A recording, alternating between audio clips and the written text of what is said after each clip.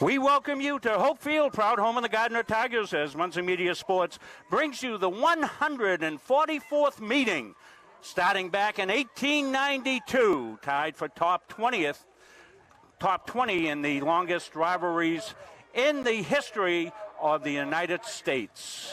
Hello, everybody. I'm Rob Munzing. Jim Palmer joining me here. Andy Munzing on camera.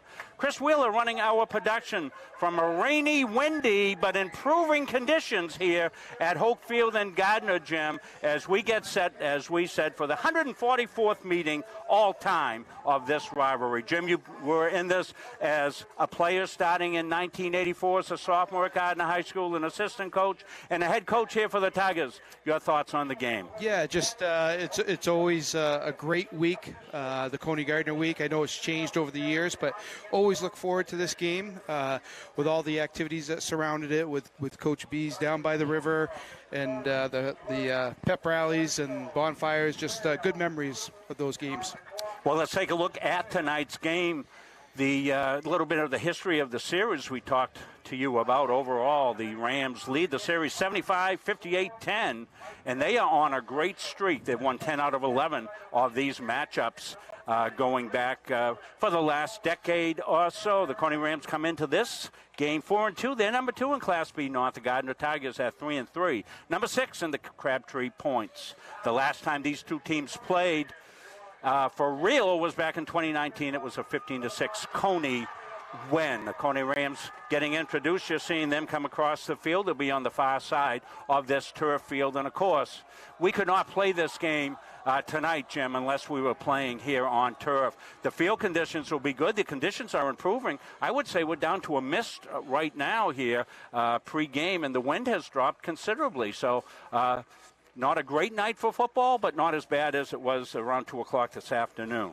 Yeah, looking at the goalposts, the flags aren't blowing as much as they were when we first got here. So it is calming down a little bit. So I thought there might be a possibility of maybe taking the wind on the coin flip here tonight, but that's not the consideration. It was a little bit earlier. Let's take a look at some of the key players in this game here. We'll take a look at the visiting Cony Rams first. Non Napolitano is their quarterback, and he's a run-pass threat. Last week, a good example of that, Jim. 150 yards pass, 159 yards passing, and he had 144 yards on the ground against Masalonsky in a big win for the Cony Rams. He'll throw the ball to Cam Doohan, a multi-sport athlete at wide receiver. Cam's also the kicker for the Cony Rams. Jaden Geyer is the big guy up front, offensive and defensive lineman, two-way great player, one of the best in the Pine Tree Conference. Caden Celeste Schumann is their prime running back. Elijah Kleber will be another running back. He comes out of the backfield as a receiver. I was thinking back to some of the other rain games in this series, and I was talking to Coach Bob Lippett. Of course, he and I go all the way back into the 70s in this series, and we're talking about the 94 and 95 games that were played in rain on grass, and, of course, that was no great treat. So for the Gardiner Tigers, who were just introduced, of course, if you've been watching us this year, you know their offense runs around with Wyatt Chadwick at quarterback, Jimmy. He's a run-pass threat. Yeah, he really is explosive, and when he wants to take over, it looks like he's got the ability to do so. 6 TDs rushing, 2 through the year for Wyatt, and on a night like this, he could be a big factor. Colton Doobie will be the prime running back, 4 rushing touchdowns for Colton Doobie. You'll see him number 22 in the spread formation for the Gardiner Tigers. Cole Brand's their prime wide receiver, but also a ball hawk on defense. 3 interceptions over the course of the year. Zach Kristen, the tight end, will also be an offensive factor. We'll have some more looks at the defense of the Tigers when we come back after the national anthem. Why don't we take a break, and we'll come back. We'll have more activities pregame when we come back after this. Kalen Bork, Riley McIntyre, Alyssa Bork, Riley Geyer, and Caleb Manuel. What do all these athletes have in common? They're all from Maine, and they're building their athlete brand with Pliable.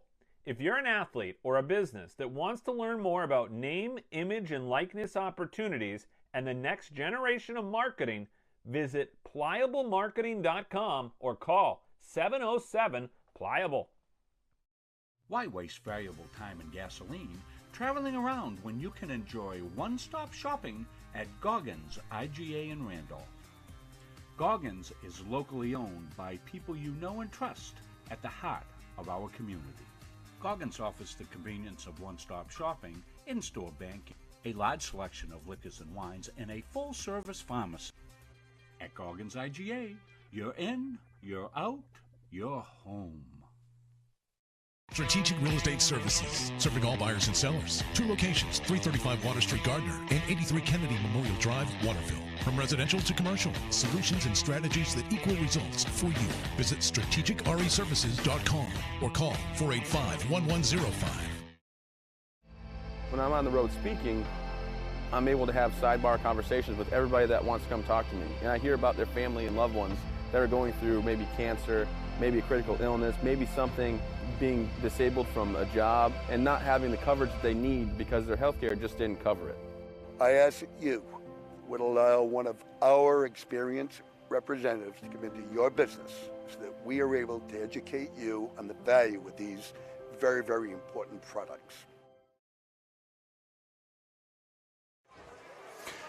Back here to Hoke Field, getting ready for the coin toss. We had hoped to have a field camera tonight. Of course, with the conditions, we weren't able to do that. Let's take a look at some of the defensive players. We talked to you about Cole Brand with the 3 interceptions.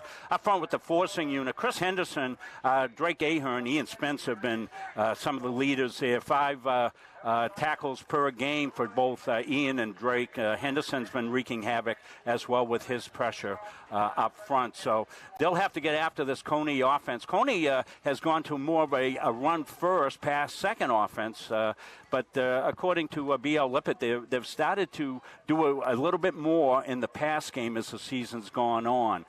They had a dual quarterback situation early on in the season, but as we said, Dom Napanatal has won that quarterback position, and Dom, as we said, has been improving each and every single game for the Cony Rams. Lots of heel points in this one, too. Crabtree points yeah. in this one, Jim, with the position of the two teams. Yeah, it falls right, almost in the middle of the season. This is when you start to, put your run together for the playoffs and find out who your starters are and find out who's gonna be your team down the stretch. Giving you a look at the pregame huddle out there. Of course, this game is also one of the great rivalry series, so representatives from the military are here tonight. They usually put up a big run-through thing, but I don't think they were able to do that tonight. Probably the wind, huh? They probably were afraid that would take off. So let's see what we got. I'm not sure who won the toss. I was looking down at some other things. I think Cony deferred. Cony won the toss and deferred. So, as we said, the winds are diminishing, but, anytime another front could sweep in. We not able to do our normal type of setup. We're going to do the very best we can to get these pictures and sound out. We know a lot of you that probably haven't missed a Cony game for years and years and years, not able to come out tonight due to the weather. Maybe some of the folks that normally make every single game not able to come out. It was kind of tough conditions. So kick game, Jimmy, in this weather is always a consideration. Yeah, huge. Especially on turf, and that ball will skip if you don't get it on the right hop. So you definitely want to have ball security on special teams. Just remarkable looking at this field. We would not have been able to play on Hoke Field for 2 weeks after this rain in the old days. Water. I mean, really, we would have been out there just, sloshing around and all that. And here we are playing. We want to thank all our field sponsors. I'll name them later. And, of course, you find folks in Cony, Mr. Fuller coming through for you. It's just fantastic. The first game, the 144th game, first one ever played on turf, is underway. The kick is far and deep. Doohan's got it back inside the 5-yard line. Tigers come north and south looking for a little hole, and pretty good return up to over the 25-yard line for the Gardiner Tigers. We normally have a difficult time seeing the Gardiner numbers. Tonight will be next to impossible, but we've done enough of their games that we kind of know who they are. So Cony with nice red numbers on plain white shirts, so we can see them pretty well. As we said, they're good two-way linemen. Jaden Geyer is considered one of the top linemen and possibly one of the top linemen, not only in the league but in the state. Tigers come out in their spread. They want to throw. Oh. They've got a man open and incomplete. They went down the field, and they were trying to get it to, I don't know if that's Colas or Number 20? Cole Brand down the right side. Yeah, it looked like Chadwick was going to tuck it and run, and then he popped up and let it go. So Tigers with a little trickery here. We've got our camera all covered up, so our Andy Munzing is kind of shooting blind. Tigers under center. They're in I formation. The Tigers are. Here's a new wrinkle for the Tigers. The ball's down, and let's see, they'll fight for it. They went under center for the first time, and I think Chadwick was able to jump back on it. Yeah, it looks like he was able to cover it. So Tigers pulling a little wrinkle out. They've been working on some I offense for the last couple of weeks, according to head coach Patrick Munzing. But the first time they ran it, ball went on the ground. So Cony's got a pretty good size. Third and 11. Pretty good sized defensive line. Yeah, good forcing unit there, as we said, led by Geyer. So trips into the far side of the field for the Tigers. Chadwick to throw. Now he's going to scramble. He's not going to get anywhere. He's going to get sacked. So good decision by the Cony Rams to go on the defense. They get a 3 and out. And they're going to pick up some pretty good field position out of this. Yeah, a little bit of wind picking up every now and then.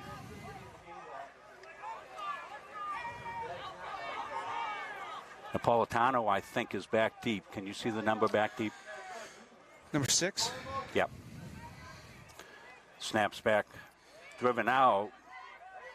Going to bounce, and Tigers get a little bit of bounce over midfield inside to about the 43-yard line. The Rams with good field position on their first possession.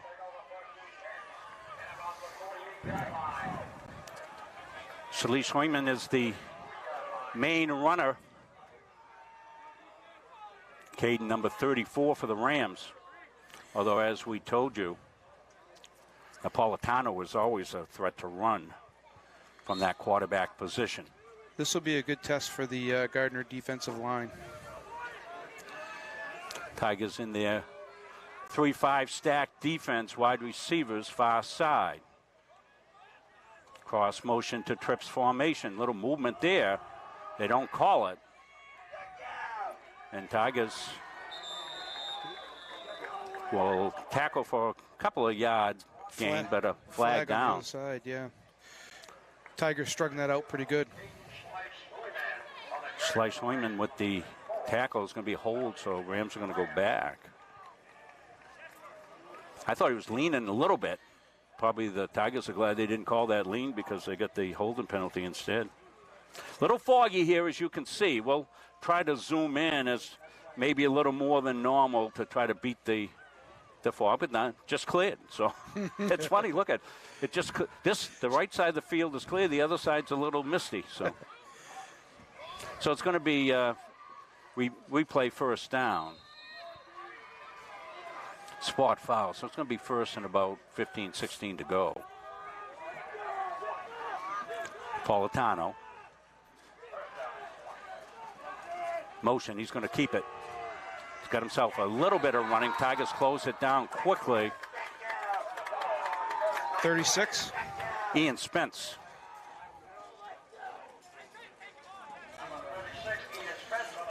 Yeah, he did a good job coming up into the hole. He had a little bit of room there, but he came right up and put a good hit on him. So it'll be second down, about 14 to go. Now snapping will be crucial tonight too, Coach. That one was a little high there, so we'll see how that plays out. Kyle Van Duren. Crocker comes out near side as the wide receivers. Tigers in press coverage out here. Napoleon wants to throw. He gets Slate's pressure and a little screen. Tigers come up, sniff that out. Evan Mishu? Mishu with the tackle from his linebacker position.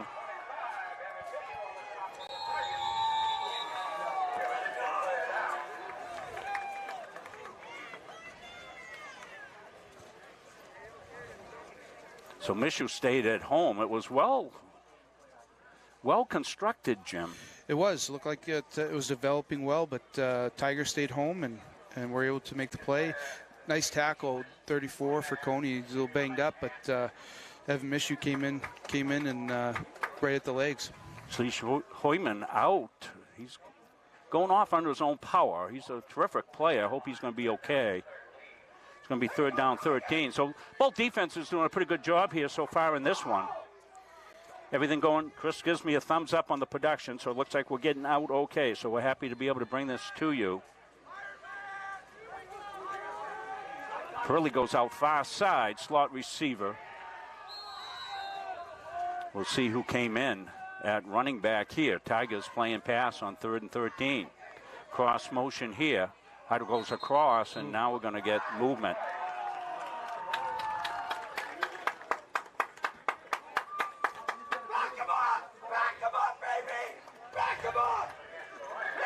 Kleber came in, number 24, and running back.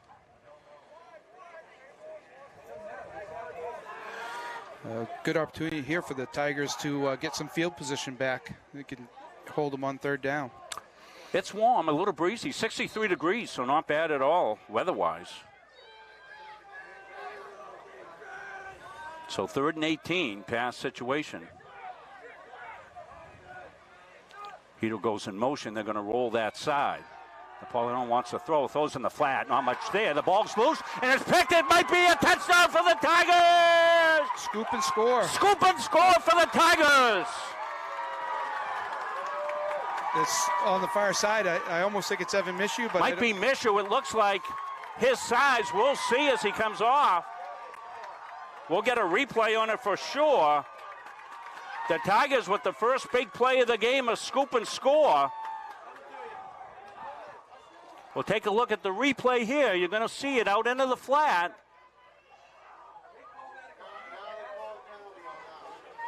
And then the scoop. We're trying to see who it is.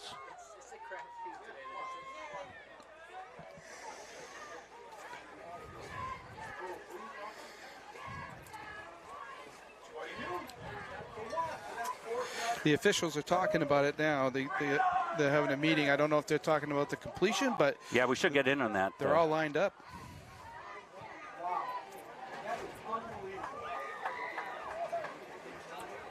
We'll get an explanation.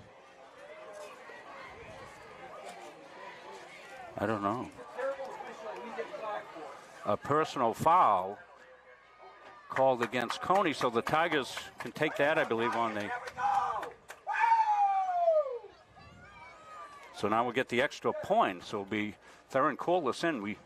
We'll have to go back and look at that replay. See, Chris is trying to look and get us a number. Very hard to see, but it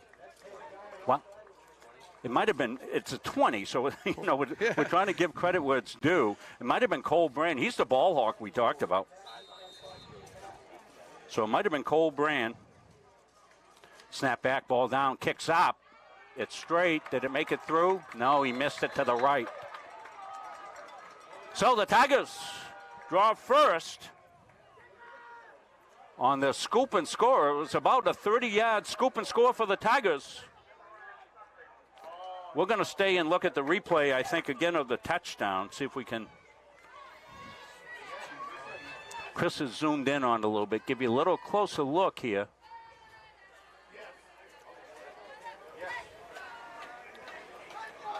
So here's the replay again. We're giving you a little longer replay. We're hoping maybe we might be able to see who's out there. No, we don't have it, I guess. So we're back live.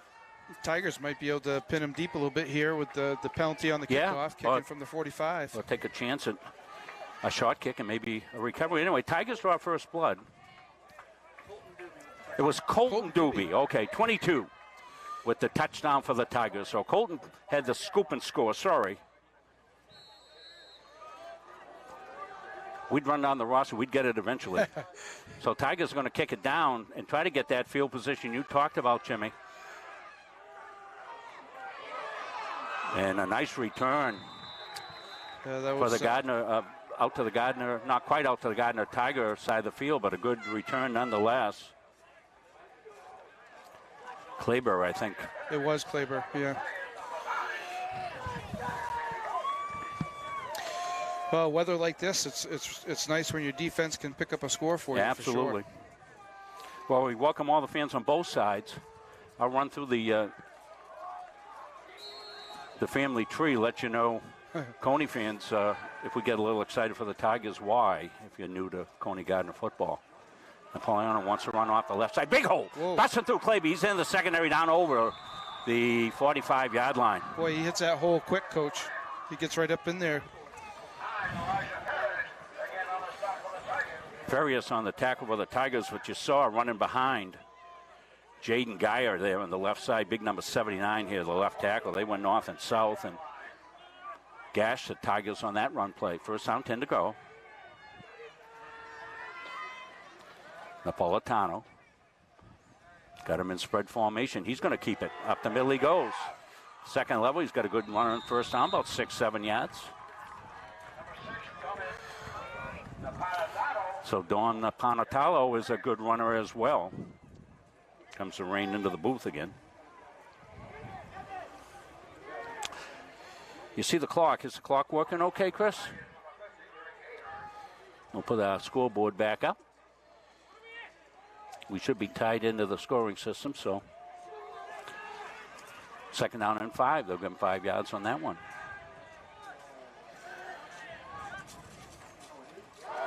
Off the left side, another big hole.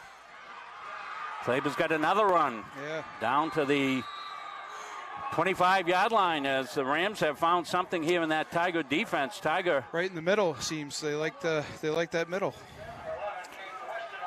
Weston had to come up from the secondary to make the tackle.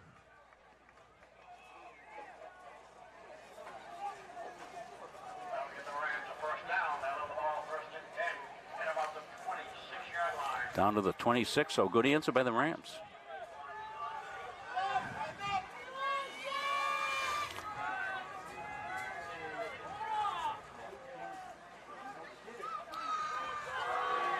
Quarterback keep. Not as much there that time. Couple of tough yards. Napolitano. We're trying to clean the... Do we have a...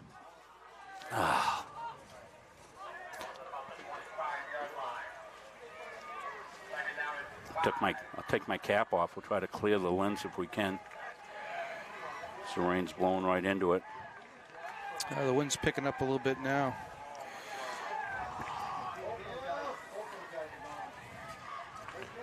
They want to throw. Ball's up in the air. It's anybody's ball, incomplete.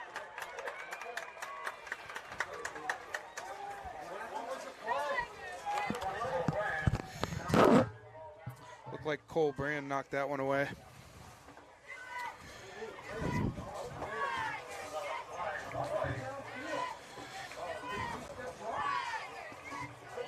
Yeah, they had a hold.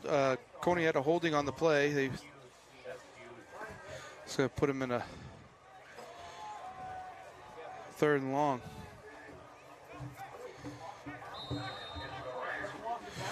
Probably 2 down territory here though for the Rams. So it should be second down at the 3rd. They got 3rd on the board. It's second down. Off the left side. Tigers are there that time. Not much of a gain. We're trying to get something to clean the lens off the camera. That time it was Evan Mishu coming up for the tackle.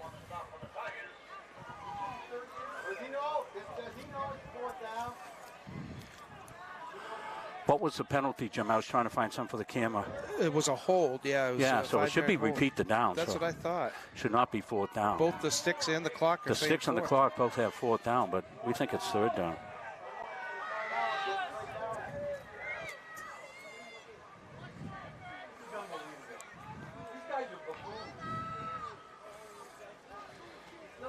Back to pass. Napolitano wants to throw it out into the flat. Incomplete.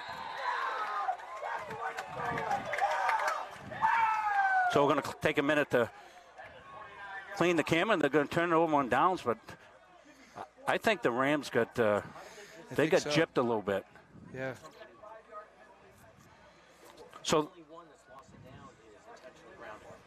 yeah, so the Yeah. The sequence was a penalty on second down. Should have repeated Correct. second down, knock on to third down. Correct. Well, they're talking about it right now, I Right. think. Over the headsets. I don't know if it's a correctable mistake or not. What's the matter, Chris?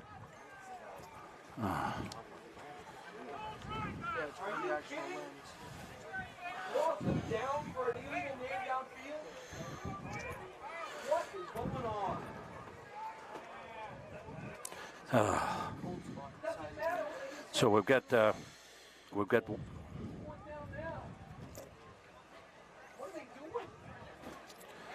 sorry, seems to have got inside our lens.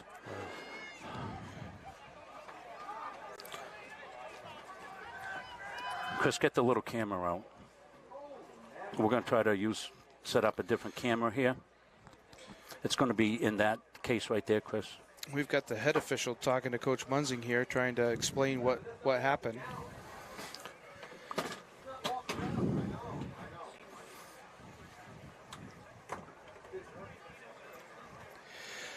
I think we're back in action now. Gardiner ball. They can deal 5 more minutes. We don't want to miss a touchdown. It's Gardiner's ball now. So Gardiner got the ball, so we'll bring it audio play-by-play. Toss right side. Tigers in I formation. Ooh, good. Big hit. Ball's out. And Tigers got it. Come on. Where's that camera?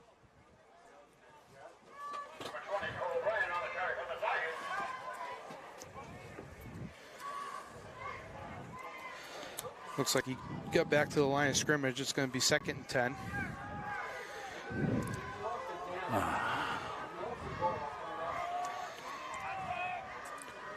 Chadwick gets under center. They're in a straight I formation here. God trap up inside. Little running room here for the Tigers.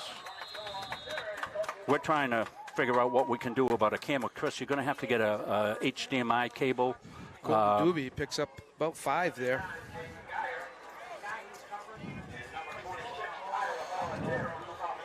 It's going to be 3rd and 5 with about 4 minutes and 22 seconds left to go in the first quarter.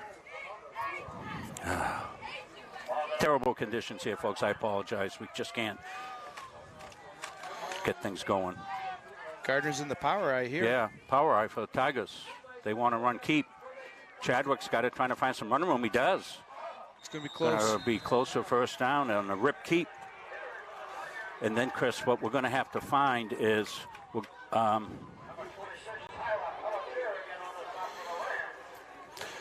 looks like he's right at the sticks. They're going to bring the sticks out to measure.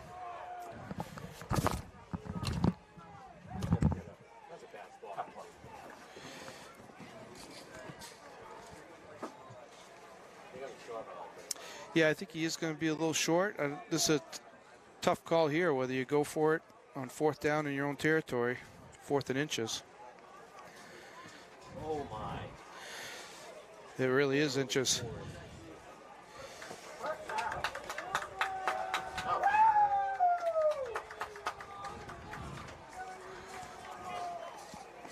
Looks like Tigers got the first down on that. So we're getting ready to utilize a backup camera here. But Tigers did pick up the first down, so it was a big pickup for them. Tigers in I formation. Chadwick under center. Here comes the pressure. Off the left side. Off tackle left side for a couple of tough yards. Seems to be a pretty good battle up front. There's not a lot of push going one way or the other. It's a lot of backs getting some yardage on their own.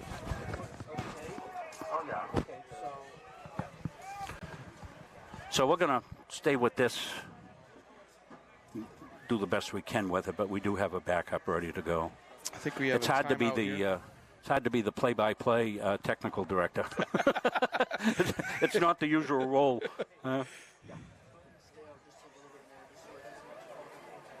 So anyway, it's if you're just joining us, 3:32 left. 6-0 the Tigers on a scoop and score by Colton Doobie.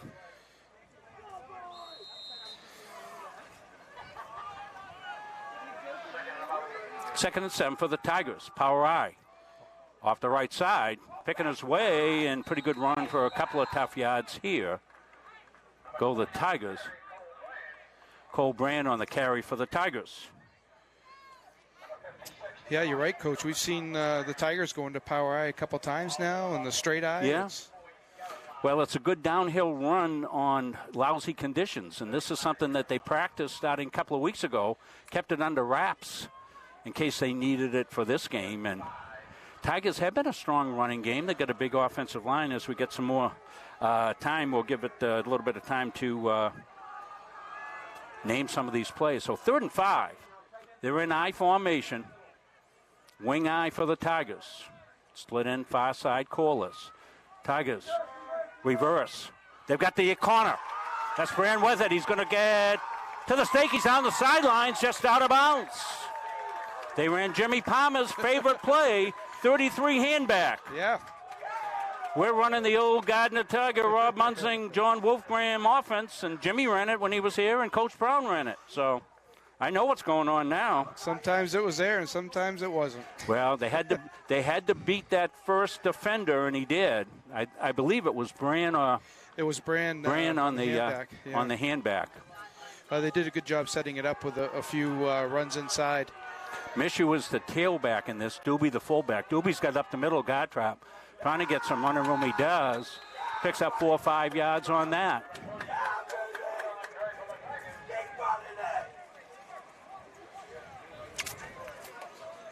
The 144th meeting.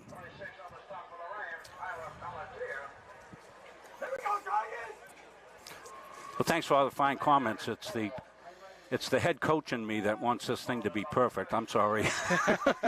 Jimmy's heard me go that route before. Yeah. They tried to run guard trap there and nothing cooking. Yeah, it looked like it was a little late handoff to the fullback. Rams have now seen this I formation. They're adjusting here a little bit. Van Duren Crocker came in, made the tackle. 1:37, moving clock. Tigers potentially in 2-down territory, although with the lead in the conditions, you might punt from here. Try to pin the Rams back, deep. yeah. Coach, one of the most important person tonight is the guy wiping the balls down on the sideline. Exactly. You see him coming in and out almost every play now. So Tigers back in spread. Double wings to the left side for Chadwick. Up the middle and not much there as they're forcing you to the Rams all over that one. So they'll set up a 4th down decision for Coach Patrick Munzing.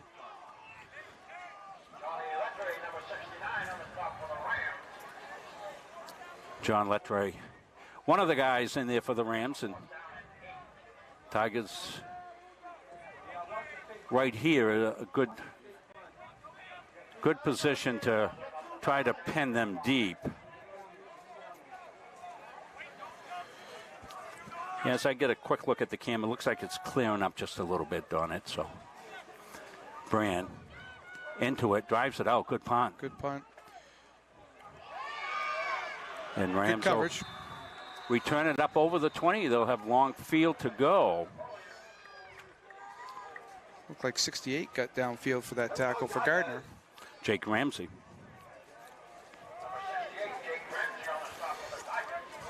So Rams. They found something against the Tigers down over the left side, Jim. Ripped off a couple of chunk running plays, but the Tigers held. Yeah, I think they got the benefit maybe of a extra down, but Rams come out, spread formation, open set, and Napolitano wants to run. Runs up the middle into the second level, pushes the pile by himself, and picks up about 4 yards. Maybe, a little more than that. We're going to give him about 5 yards on that. That might be the last play of the first quarter.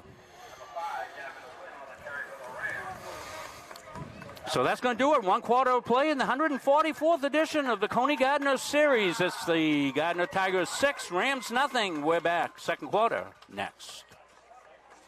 Coaches and athletes know that teamwork is the key to success.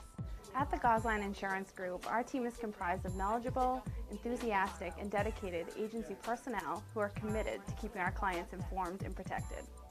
Featuring 9 agencies throughout the area, the Gosline Insurance Group is the largest locally owned independent agency group in Central Maine. As a trusted choice agent, we are dedicated to you and are committed to treating you as a person and not as a policy. This commitment means we will work for you and not the insurance company. So call us today and let our team put you on the path to success.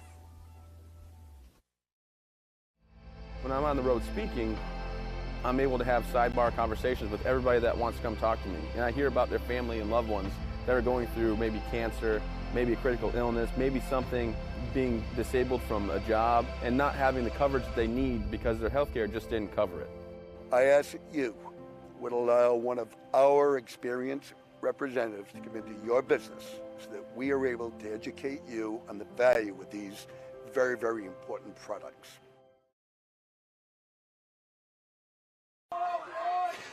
Back for a second quarter. I just read some of your wonderful comments on Facebook. Thanks, everybody. Yeah, you know, we're up against it, and we're getting it done the best we can, and everybody's pretty darn proud of this series, and it's an important thing to have, and I'm glad we're out here to be able to do it, and we'll bring it to you the best we can. And our coach will try not to get too excited about things. 2nd down and 4 to go. Cony against the wind now, Jim. Yeah, it's picked a little up. bit, huh? Yeah. Neither team's been very successful taken to the air. Open set here, little stay screen, and incomplete. Every pass is an adventure. Yeah, you're fighting through the rain, fighting through the wind. Perilli trying to get it put away, couldn't do it.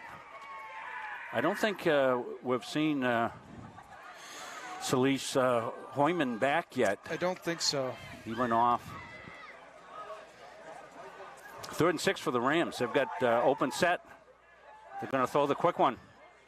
Little stay pass. Tigers will roll to it, and looks like it'll be a first down. I think they're going to move the stakes. That's a good design. Just a little toss out to the outside. Just slide him out to the outside and dump it off to him. Pretty safe, conservative play. Safe play, easier than a running play or a pass downfield. Just kind of a stay pass. So it's the kind of thing you see it a few times, you can begin to defense it. Trip receivers far side, open, set. Napoleon wants to run. He's not going to get far. Tigers right there about the line of scrimmage. Just kind of a wildcat look there, Coach, huh? He's taking the snap and looking for a seam. Doobie came up on the tackle for the Tigers. So Doobie, as we said, the touchdown scoop and go, and he's the leading tackler of the Tigers, one of the leading guys for the Tigers on defense from that. Second level, he comes up, he lays a lick. 2nd down, 8 to go. Napolitano has taken the air and has run the ball. Give up on that left side. Tigers a little firmer there with the forcing unit. Going to bring up a 3rd down. Going to be about a 3rd and 4.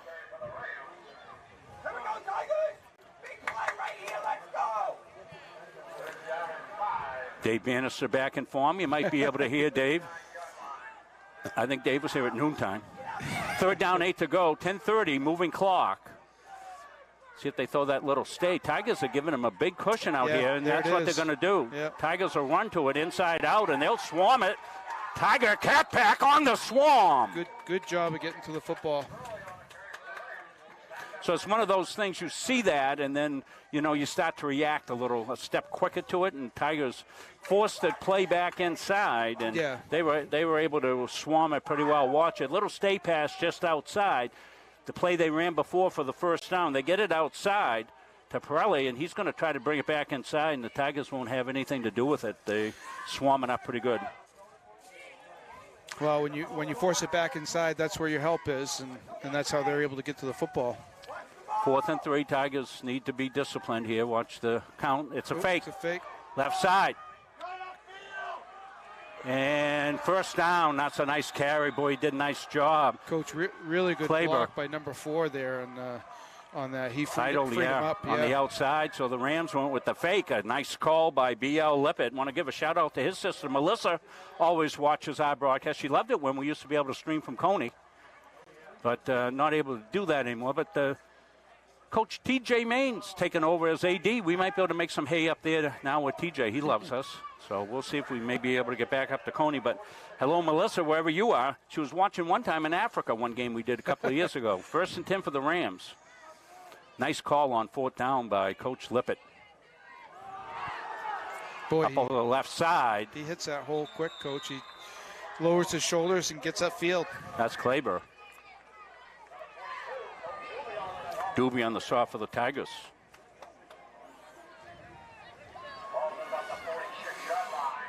So the big play in this was the 4th and 3 fake punt. It's a big call. Tigers were there initially.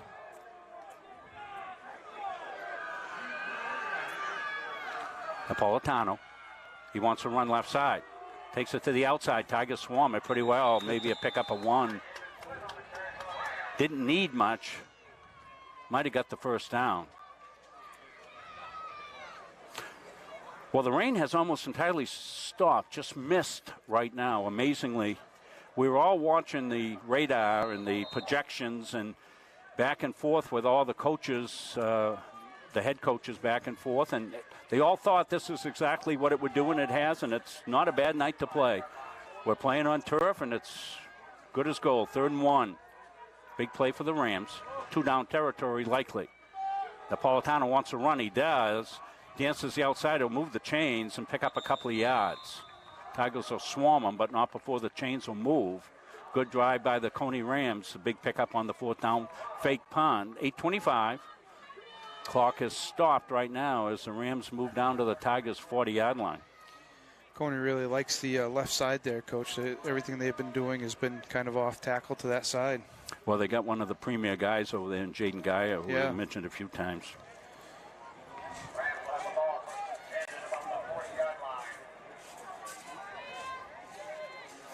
So 1st down, 10 to go for the Cony Rams at the 40-yard line of the Gardiner Tigers. Tigers have the 1 turnover in the game. It was a scoop and score by Colton Doobie. Off the left side again. Goes Kleber. Grant on the tackle.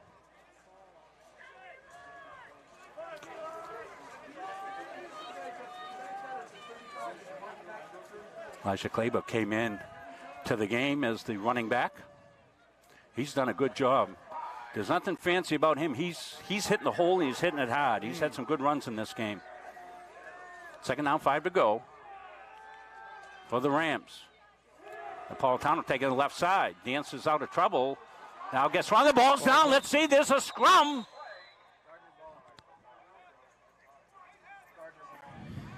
Chris Wheeler saying it's Gardiner ball because he can see it better than I because he's looking at the video at home.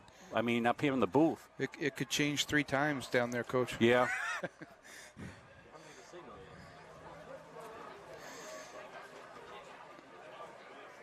It's pretty quiet, so it must be Cony ball. So Cony recovered the fumble. I'm blaming Chris. 3rd and 5. 6:56. 2 down territory here for the Rams. Got to watch him going off that left side, Jimmy. Yeah. And behind Jaden Geyer. And the Tigers are there, but looked like Ian Spence was the first one there. Spence came in. We talked about Spence being one of the leading tacklers. Going to be just a little short, I think. Spence is one of the Tiger leaders in tackling.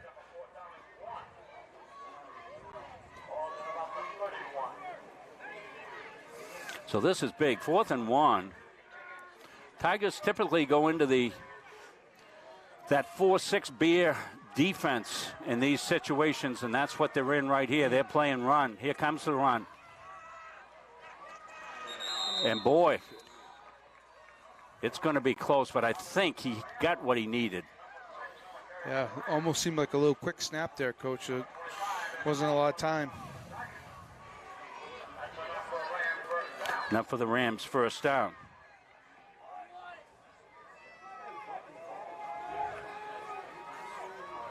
Tigers will make some changes around the defense. Down to the 30-yard line. 1st and 10, 5:47 moving clock. And now we get... I'm not sure what we're getting here. We get the back judge. Official timeout for equipment, okay. I'm not sure I've ever seen that, Jim. No. Tying your shoe, usually you play without it. I saw a pro guy lose his shoe. He stayed in, played the next play without his shoe on. Did they send him off? I don't know. What did they do? So who's that coming off? Mishu? Yeah. So Ian Spence again. Spence again on the tackle for the Tigers. Ian having a terrific game again, as he has all year. He's been a really good force there on that forcing unit. Pretty good drive for Cony here, Coach. They've balanced it out with some runs to the left, and haven't seen that little pass that they had early on.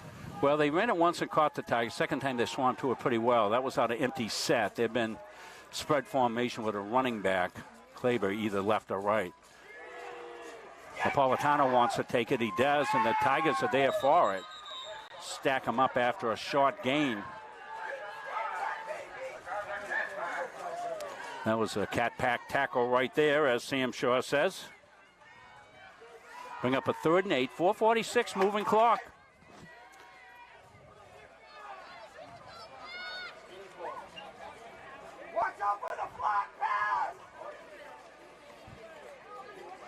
Thank you all for joining us. Probably one of the biggest audiences we're gonna get, as we're one of the few games around tonight, and of course the Cony Gardiner thing brings out people that want to see it. A little hard count. A little hard count, so good job by the Rams to draw the Tigers off.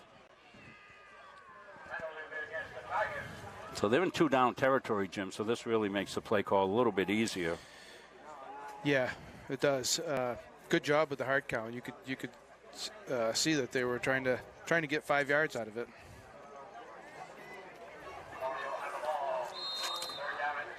So trips to the near side on 3rd down and 3. Kleber running back to the right side for Napolitano. He's got it, wants to take it, dances inside. Good cut. Makes a nice run up in the middle there. Boy, he avoided several would-be tacklers here to pick up the first down, move the chains. He's a good runner, no question about it. Came in. We told you last week that he lit up Masalonsky both on the ground and in the air. He had 159 passing yardage, 144 rush yardage as well there. And you can see that he's just a really good, tough, hard-nosed runner. Makes that jump cut, as you see. 1st and 10 now, Rams. Long drive for the Rams. They're looking to get the tying touchdown. They're going to open it up. Empty set. Looking for a seam up the middle. They get it. Spread them out to run up the middle, Jimmy. Yeah, a little space out there. Good lengthy drive here for the Rams. They got to be up to 10, 12 plays here on this drive.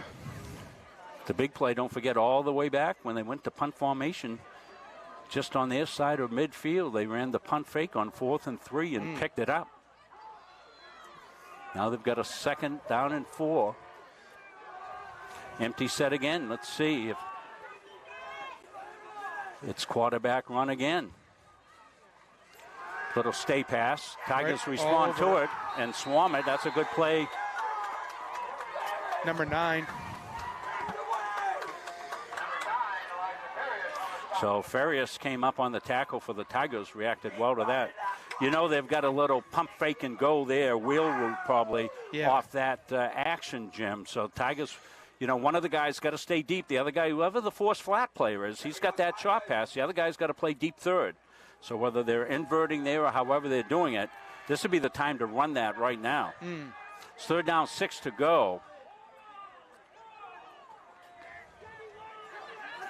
Napolitano gets cross motion to a trip receiver. He wants to roll that way. He does. Wants to throw back in the end zone. Got him in wide open. Touchdown, Rams. Cam Doohan came in motion from right to left, and then ran up the seam, and the Tigers lost him as he ran up the seam. We're taking a look at it right here. There goes Doing in motion.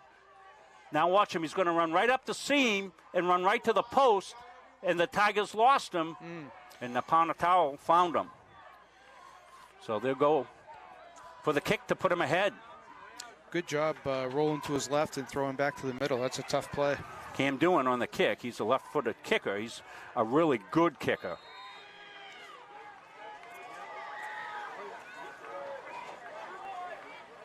Snap back, ball down. It's up, it's long enough, and it's good enough. So your difference, 1 point, 7-6, the Cony Rams lead it. We'll take a break. We'll come back. Tigers will have 2:16 when we come back to Hook Field after this. If you want to boost your energy, metabolism, and nutrition, try one of Northeast Nutrition's 85 energizing teas. Fruity, made with natural aloe, stevia, and herbal and green teas. Or have a low-carb 200 to 300 calorie shake for breakfast or lunch. Choose from over 50 flavors like Fluffernutter or Pumpkin Turtle Cheesecake. Northeast Nutrition also has customized protein iced coffees, caffeine-free options for the kiddos, and specialty drinks for athletes. Northeast Nutrition, 599 Main Avenue, Farmingdale. Follow on Facebook at Northeast Nutrition and Energy. Great game going on here. Glad you could join us on Muncie Media. Well, thank you all for the kind words. We're seeing a lot of people appreciative who couldn't get out here tonight. Doing's a good kicker. We saw him kick off down inside the 5-yard line. Tigers need to be deep, and they are. They're set up at about the 5-yard line with dual receivers back there. Brand Doobie, I believe, back deep for the Tigers.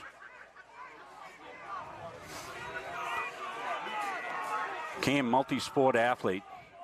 Terrific basketball player as well. Baseball, I believe, also. Little pooch kick right in the dead zone. Tigers will have to come up. Hope they get a bounce. They do, and they'll just get on it. So that was a beautifully placed kick. This is a tough spot for the Tigers here, Coach. You know, you got 2 minutes left. Do you take a chance and try to move up the field and get a quick one, or well, conditions have improved such that I think you can throw the ball now, Jimmy, which at the beginning of the game it was a little dicey, but as predicted, the rain has moved off and the wind has died down, and so I think you can open up the playbook, but you certainly want to get some field position possibly. Tigers will be in their spread offense. They've shown some I formation as well tonight.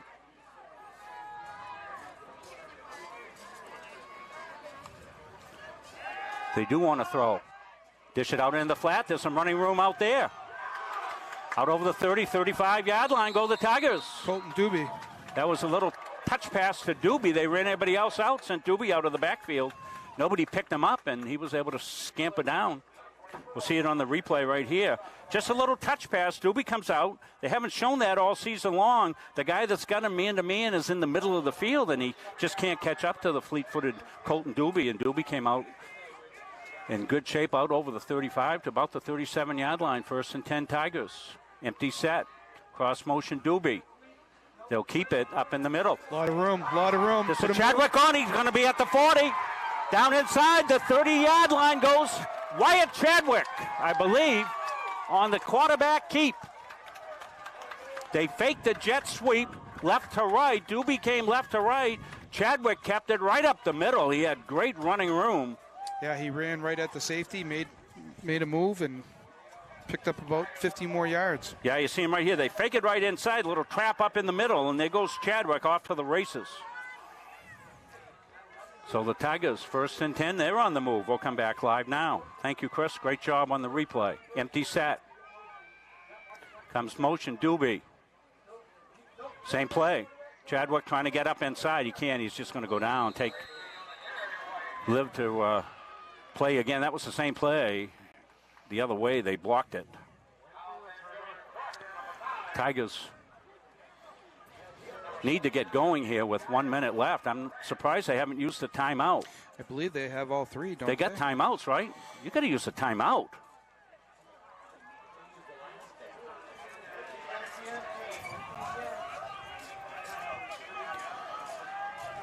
Empty set. Moving clock. You see it. Our clock tied in is official. Chadwick wants to throw. Throws quickly. They want to come inside. Now back around. Will he pick up some blocking? They won't. Cony will snuff that one out. Yeah, Cole Brand did his best to try to make something out of that, but yeah, there wasn't anywhere to go. Tried to come all the way across. The Tigers take the timeout now. So Tigers come over, talk about. We'll hold here till we go to our halftime ads. Want to thank all our great sponsors. We're having a couple of technical difficulties with some of our newer ads. So I want to make sure I recognize Gosline Retirement, Flag Financial, and Corliss Lawn Care and plowing and just about anything else. Those ads, we lost them off our computer overnight somehow, some way. So we're going to try to get those at halftime, bring them back up. 28.4 left. Tigers took a lot of time there. They had 1:30, and they let it get down under to about 40-something before they took the timeout. They could have discussed, and then they came back, and they had a play for about a 9-yard loss. So they've got 3rd and 19 here. Cony's not going to fall for anything tricky like last week where you saw the toss pass or something like that. Not sure if he can get the ball down the field well in these conditions, but we'll see what the Tigers do. Chadwick wants to throw. He's got time. Got the drag. He's got Kristen with it. Zach Kristen goes down inside the 15-yard line. Tigers take another timeout. Yeah, he was all alone. They're going to spike it. I think it was a drag. I think Tigers are going to go kill the clock. Clock stops on the They've got to get down. set for 1 second, and they will kill it with 13.6 left. So Tigers have Theron Corliss. He's a decent kicker. They have a little bit of a wind behind him. I think it's a little bit too far right here to go to. But you might come back to Kristen again on another drag. He was wide open on the drag. I don't know if we get that one, Chris, if you did a replay on that one. We'll take a look at it during the timeout. And Chadwick had all kinds of time there. No, we're going to hold. We're almost getting ready for live play. Yeah, Chadwick had a lot of time, surveyed the scene. 2nd down, 10 to go. 13.6. And now...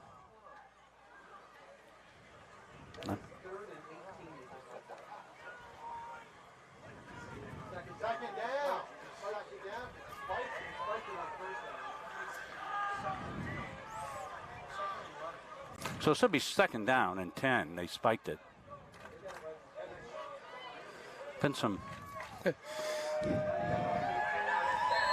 2nd and 10. They get it right. Chadwick surveys the scene. Got Doobie to his right. Plenty of time to throw. Now he wants to run. Chadwick's got some running room to the outside. Chadwick gets around, and now a flag comes in. There's going to be a push in the back or something, unfortunately, for the Tigers. There, yeah. Unfortunately, that took a lot of time there, too.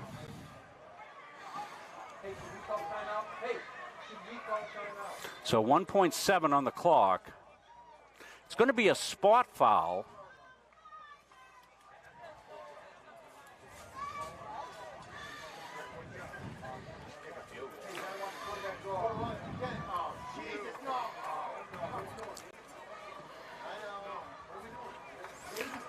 So it's going to come out, the ball's going to be just inside the 20-yard line. So it's going to be about 19-yard line. So essentially it's one play. You got one play, so it's like goal to go for the Tigers because you're only going to get the one play. It's too bad if they hadn't had the penalty, they could have kicked the field goal potentially there or taken a shot at the end zone.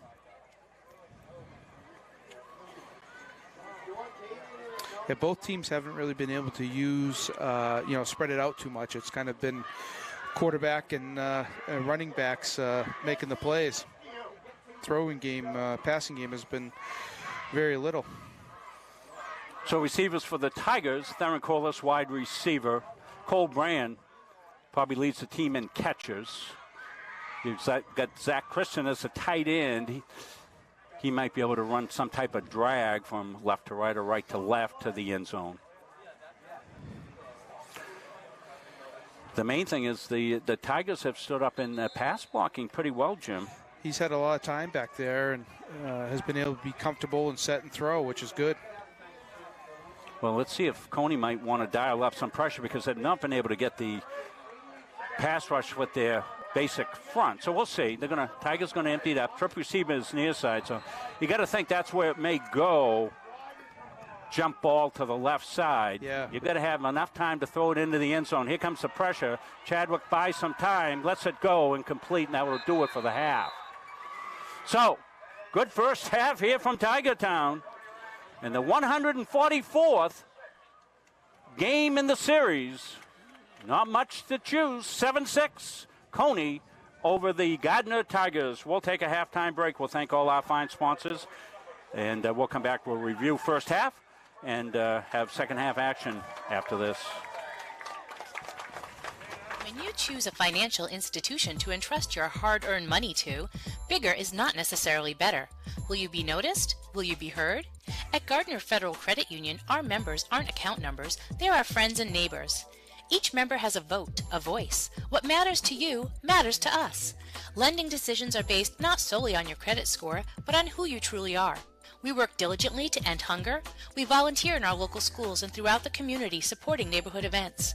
We are local people making local decisions, investing in our members and giving back to our communities. Gardiner Federal Credit Union, where your money has a voice. The New England Aviation Academy is Maine's only official service training center and service training partner. NEAA is strategically located at the Brunswick Executive Airport in beautiful Brunswick, Maine, which is on the Atlantic coast and only an hour to the mountains in the western part of the state. The aircraft used by NEAA to train our students and rent to current pilots are all technically advanced airplanes, have the Cirrus airframe parachute system, and are the newest model generation. We train in the best equipment in the marketplace, which not only ensures clients are learning to fly aircraft the industry is utilizing on a daily basis, but also is the safest and most reliable. NEAA's facility at KBXM includes a spacious heated hangar, classroom space, and a private briefing room, which make for an optimal learning experience. So, come fly our 2021 Cirrus SR20 and experience the Cirrus life. When I walked through these doors, I was just blown away. This is insane. It just caught my attention immediately. This is the first place that I've seen like this decked out. It's pretty sweet. This is a grand opening for our esports arena. We're talking 1,600 square feet of pure technology. Like, I'm shaking being here. It's so cool. There's nothing like it in Maine. We're ahead of the curve here. It's definitely a big market, something you can make a living on. I've always had an interest in esports. So we're treating it like an extension of our athletic program. And then in addition to that, we're starting an esports management degree program. It's just a different community for me to be a part of. It really just helps me just be myself. It's just really fun. This will bring students together. That's what's happening, and that's what esports is. To me, it's beautiful, and I want to live here.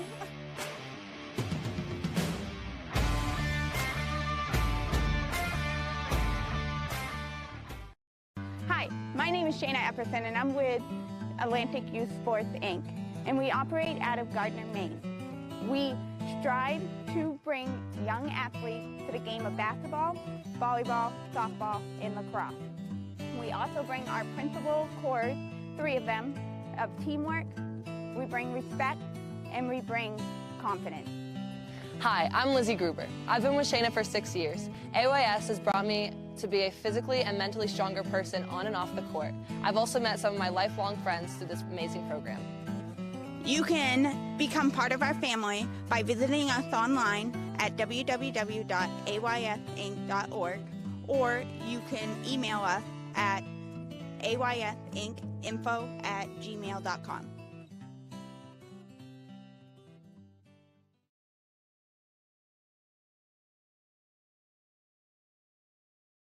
When you choose a financial institution to entrust your hard-earned money to, bigger is not necessarily better.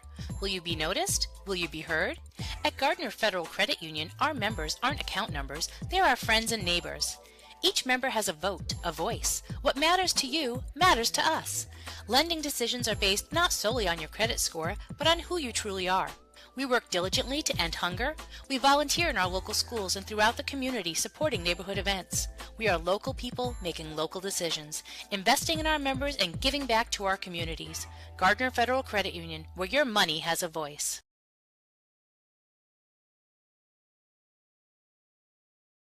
Same thing as always. Pass the front of the net. All those little things to make you what you are. 0, 3, 1, 2, 3, 0. Okay, let's go. 1, 2, 3. Sit right here.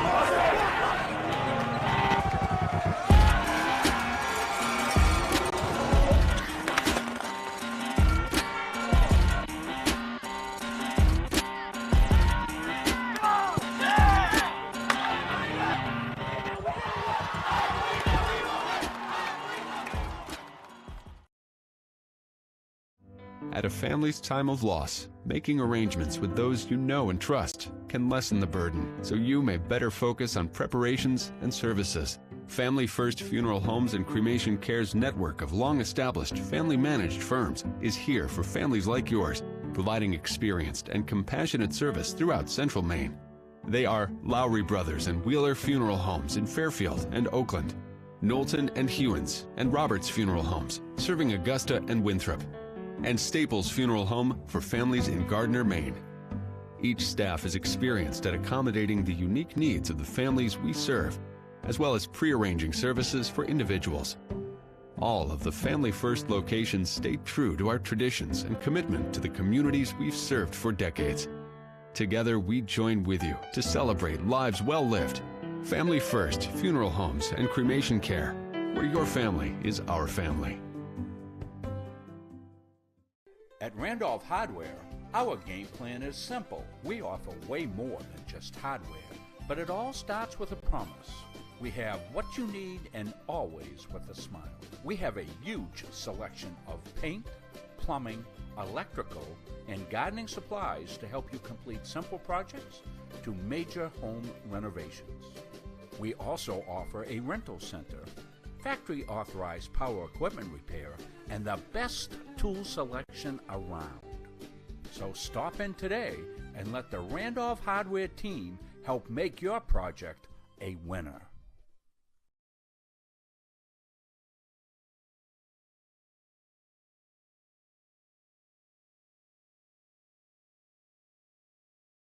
Pride, tradition, and excellence are long-standing hallmarks of Gardiner Tigers athletics.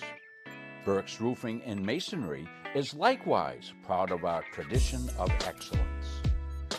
Our team of professional roofing contractors has more than 40 years of combined experience, as well as the training and knowledge to get the job done right the first time. We are proud to be a second-generation family-owned and operated business. Call us today for all your roofing and masonry needs. Started by the Corliss family in Pittston in 2019, Corliss Gravel Pit offers some of Kennebec County's highest quality gravel products. Located just south of the old Cedar Grove Road, on the right off Route 27, we are committed to providing outstanding products at a fair price. We offer a variety of products for all of your needs. At Corliss Gravel Pit, our loader is always ready and on site. Local deliveries on larger quantities are always available. And we offer discounts on large quantities as needed. We also offer plowing and sanding services during those tough Maine winters. Corliss Gravel Pit is family owned and operated since 2019, producing Kennebec County's highest quality gravel at a fair price. Coaches know you can't win a game without proper planning and execution. Let Gosline Retirement Planning coach you into a confident retirement. Here at Gosline Retirement, we provide that proper planning and help you utilize a step-by-step approach on all facets of your retirement planning. We provide guidance on income planning, wealth management, understanding taxation, Medicare and long-term care, and legacy and estate planning. We pride ourselves on working hard for those who have worked hard their entire lives. So, schedule your appointment today and let the team at Gosline Retirement Planning put together a retirement game plan for you.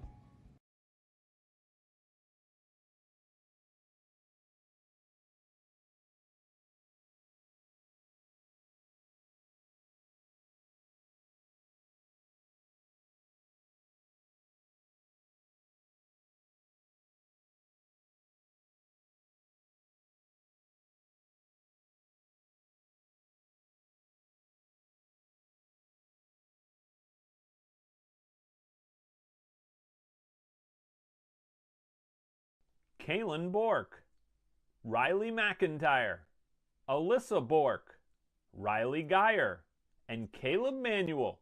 What do all these athletes have in common? They're all from Maine, and they're building their athlete brand with Pliable.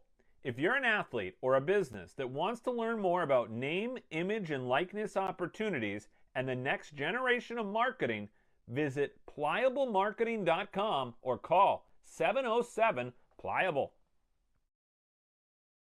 Have you heard about free college? It's free. It's free. It's free. Recent high school graduates from the classes of 2020, 21, 22, and 23 can attend CMCC for free. The free college scholarship pays 2 years of tuition and mandatory fees. No income or age limits. What are you waiting for? It's free. Leaving CM with no debt is going to set me up for my future. Visit cmcc.edu/free for details. Coaches and athletes know that teamwork is the key to success. At the Gosline Insurance Group, our team is comprised of knowledgeable, enthusiastic, and dedicated agency personnel who are committed to keeping our clients informed and protected. Featuring 9 agencies throughout the area, the Gosline Insurance Group is the largest locally owned independent agency group in Central Maine. As a trusted choice agent, we are dedicated to you and are committed to treating you as a person and not as a policy. This commitment means we will work for you and not the insurance company. So call us today and let our team put you on the path to success.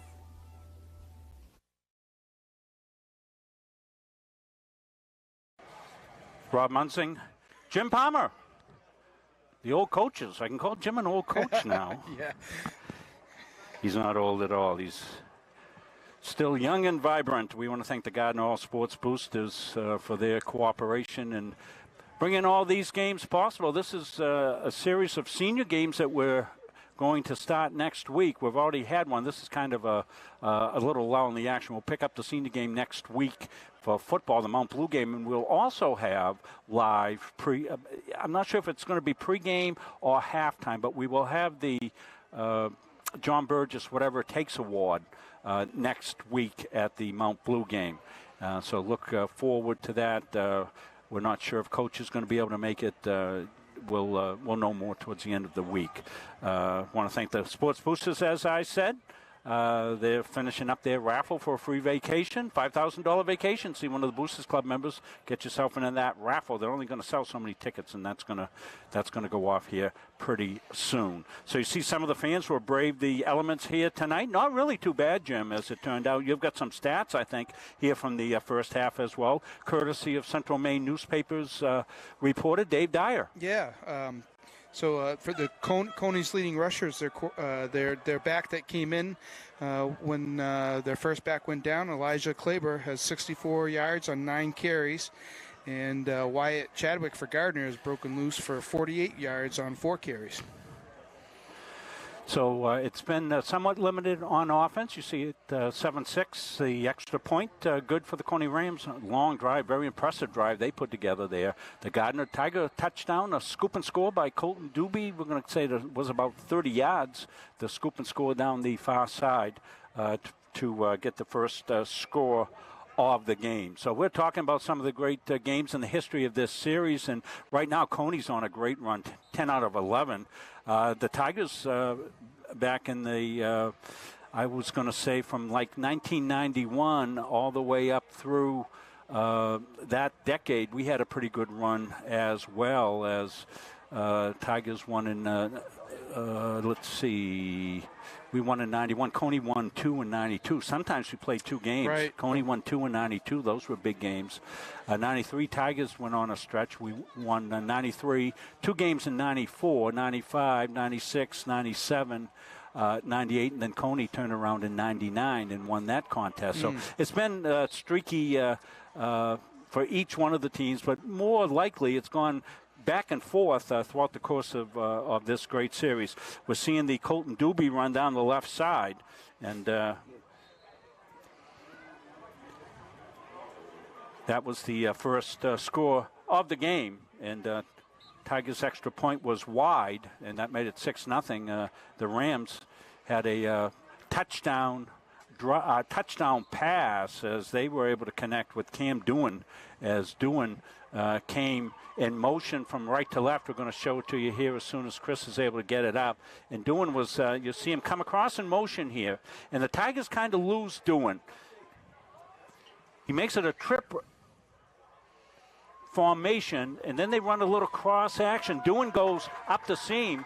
Yeah. Napolitano with a really good throw across his body, going to the left, threw it up back shoulder, and it was a beautiful catch by doing a nice route, nice concept there. And those are the 2 scores of the game. Tigers back out on the field as we get ready to get second half action. Thinking we'll get that underway here shortly. Coach, we just had Chris Whalen walking across the turf field. That something didn't look right about that. It looked like it should have been mud.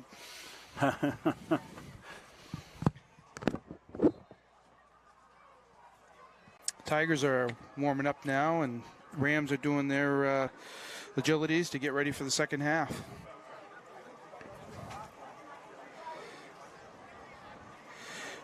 Cony, if you remember, Cony had deferred the toss, so they're going to receive the ball to start the second half.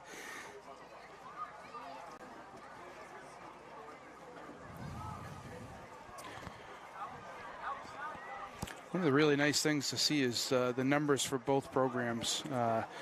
Both Cony and Gardiner have good numbers, strong JV programs. Probably, if budget allowed, probably even enough for a freshman program. Yeah, that's a very good point, Jim. I'm back with you. I had to take my shirt off so I could wipe. I've got my Munzing Media shirt on. It's a shirt for all seasons, and it's nice. It's a nice soft shirt, so it's good to put on the lens. It won't scratch it at all. So we get the lens clear here, hopefully for the second half. Hasn't been bad at all today, considering what it was at 2, 3, 4 o'clock. Raining sideways. I went to come over here early about 5, and I went, whoa, I'm going to wait a little bit. That was the last real drenching that we got. Yeah, I know there were some power outages throughout the central Maine. A lot of sticks on the ground from the wind. And so Tigers with a bank of lights out. You see the temporary lights over across the way. The other bank is out, and great plans to get LED lighting in here. But like everything, it's difficult to get supplies. You're probably running into that as well, Jimmy, with your athletic stuff. And the lights are hard to get, and once they get here, they'll get them in. Yeah, everybody's backed up. We have a couple projects going on over at Oak Hill, and just getting the equipment and the supplies has been tough. Well, we're glad to be able to get this out to you tonight, and thank you all for your fine comments and hanging with us on this. Looks like we had some pretty good numbers at one time. Chris said we had a lot of people watching on Facebook. Almost 275, Chris says, so that's fantastic. Glad you could join us here tonight, and we know there's a lot of interest in the game across the state, and a lot of interest, of course, in our 2 communities here as well.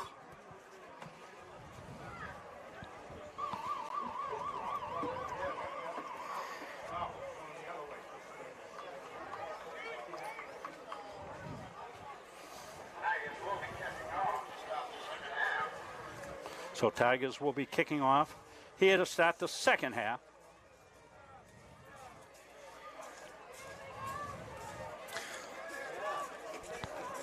Second half weather should be very nice to play in. It's warm. The rain's lifted and good field conditions, so it should be a good half. Coach, I did have some inside scoop today. Today is Cole Brand's birthday. Happy birthday, Cole.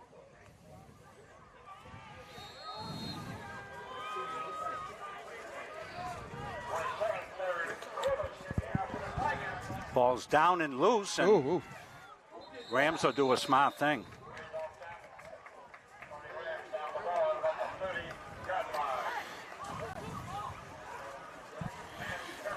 Well, we'll see if Cony finds that run game to the left and middle again this half, or starts to open it up with a little bit of a passing game.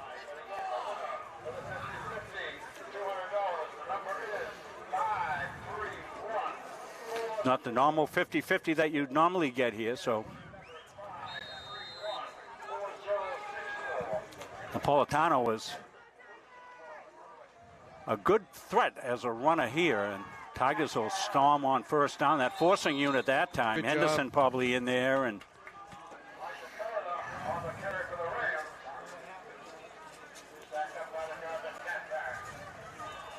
Tigers doing a good push there. See what adjustments made at halftime. Second down, 8 to go. You got two guys split over here. Oh, there we go. Tigers will make that adjustment in the secondary. They open up, empty set. Napolitano wants to throw quickly, does. A little stay past the outside, some running room down the left side. Just a little pitch and catch, and that's a good thing to do on a night like this. Yeah, like we talked about earlier, it's safe, it's conservative, it's almost like a extended run play. Yeah, Kleber got the reception there. He's a running back, and he'll split out into trips formation when they go empty set. So they'll pick up the first down for the Rams.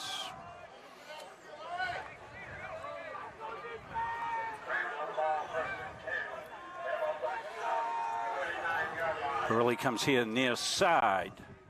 Kleber, the running back, to the left. And he'll get it up the middle. And he'll get swarmed at the second level by the Tigers after picking up a couple of tough yards. Tiger defensive front's doing a better job on that inside run game so far this half. So 2nd and 6 picks up 4. So we said we like the way that Elijah runs it. He gets north and south fast, no hesitation. Very seldom takes a run for a loss, Jimmy, because he's north and south. I was going to say he's very good at finishing the run. Tigers want to throw Rams want to throw the stay. They do, and Tigers react well to it. So I think you mentioned it earlier, Coach, but they got to be setting something up for down the road with that play. Elijah Farias came up from the corner position. Yeah, they've got a little double route off that where they'll pump fake that stay and they'll run the inside guy up on a wheel route. So Tigers will need to be aware of that. 3rd down, 8. Tigers in there 3-5. See if they can get any pressure. And little movement on the right side. Back to Rams up 5 yards.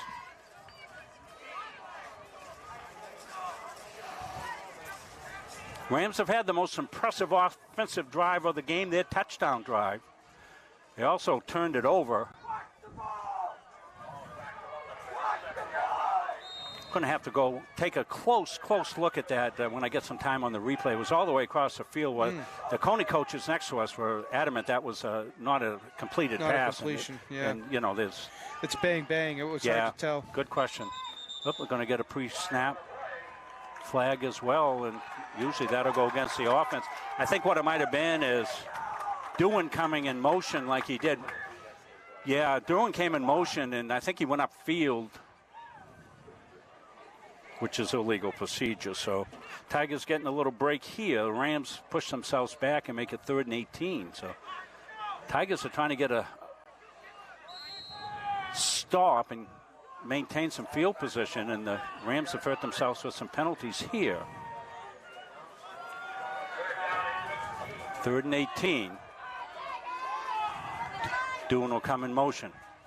Tigers will slide that way. Napolitano wants to throw. Ducks out of pressure, but now he's going to be swarmed under and may have got back to line of scrimmage. I think it's going to be a sack, probably for a loss of a few yards. Yeah. As the Gardiner Cat Pack reacted well to that. I'm not sure who had the initial tackle. No, they did a good job of getting off the blocks over there and containing him behind the line of scrimmage. So Tigers will put 2 guys back deep. A loss of 2, so it was a sack for the Tigers. I like this 2 guys back. You cover more of the field. One of the rear punts of the night. Up and short, Tigers scatter. Call scatter. They're going to get decent field position at about the 35-yard line. So, gee, might not be a bad time to take a shot here, Coach, with some good field position and wind behind your back. And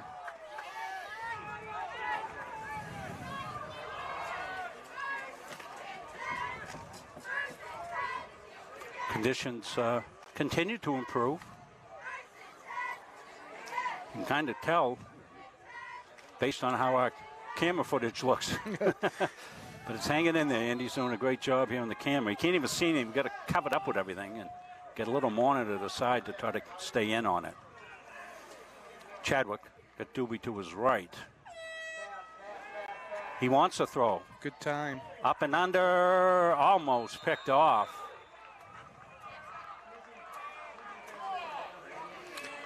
That was tipped up in the air dangerously and luckily fell harmlessly for the Tigers. Second down, 10 to go. Tigers will come back out and they'll come out in I formation. Mishu, the tailback, going to run off the left side. Not going to get much there on trying to run rip up inside. Might have get back to line of scrimmage. It's going to be 3rd and 10.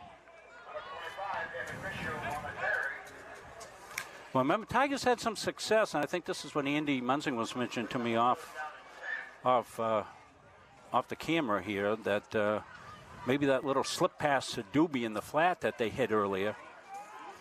Yeah, something short, maybe some of those quick little stay patterns, fullback in the flat, those type of things.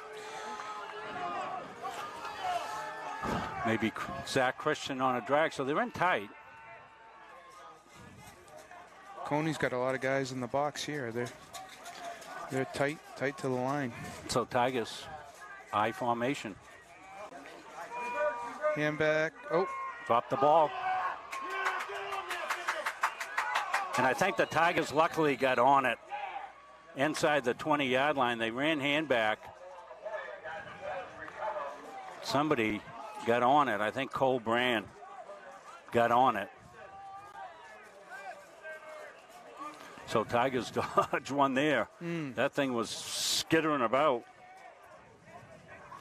And Tigers recovered.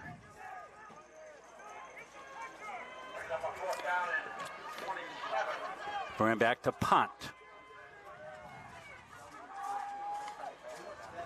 Good snap. Punts off. It's end over end. Might get a bounce. It does. Continues to bounce. Yeah. And Tigers catch a break on the bounce.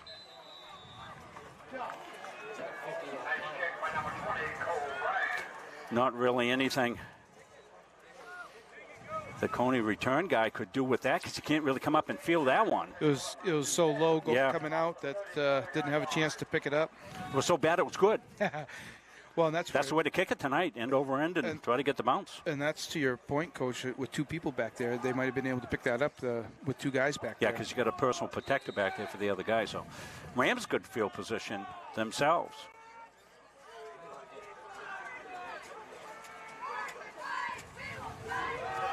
Sweep. Napolitano in trouble. Cat Pack swarms. Tried to run Sweep right side. Wyatt Chadwick up to make the tackle for the Gardiner Tigers. And Chris Henderson was one of the guys that forced that immediately. Napolitano had to go outside with no blockers, and the Gardiner Cat Pack was able to bring him down. 7-6, your score. You see it, 6-11. Kleber, the running back, to the right. Sprint right side. Wants to throw. Throws. Got his man. And out of bounds goes Cam Doohan. Back to about 3rd and short here. 3rd and short. 3rd and less than a yard. So good execution that time. Yeah, I was going to say not a bad little scheme. Get the quarterback outside the pocket, bring a guy across, and dump it off to him. So 3rd and 1.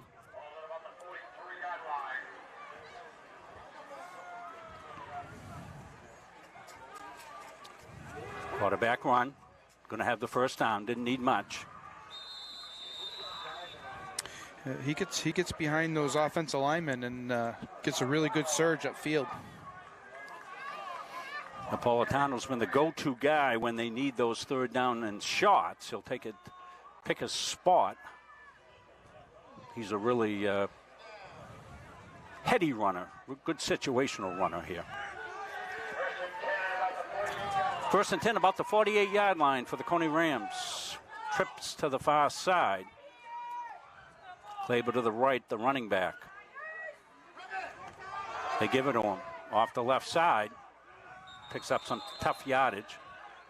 Off that left side, some good first down yardage. Mishu comes up, makes the tackle for the Tigers. And Susi, 75, also went on the tackle. Sean, a senior, one of the down defensive linemen that rotates in there. Ian Henderson. Ahern. 2nd down, 4 to go. So good pickup on first down for the Rams. They're trying to control the clock as they move into Tiger territory. They got trip receivers. They want to throw the stay. They do. Tigers come to it. Good job. And probably a loss out there, or maybe back to the line of scrimmage go the Rams. Heidel got the reception, but there was no running room out there for him. No, the Tigers have done a good job of funneling that back to the inside where there's a lot of help. Big 3rd down here, I think, in this game, Jimmy, right here. And you're not probably quite in 4-down territory, particularly given the fact that you have the lead and you have a good punter. So we'll see what the Rams go to. They've gone to that stay pass a few times. Yeah. Napolitano. It's going to keep. Tigers bottle it up. Boy, he runs hard.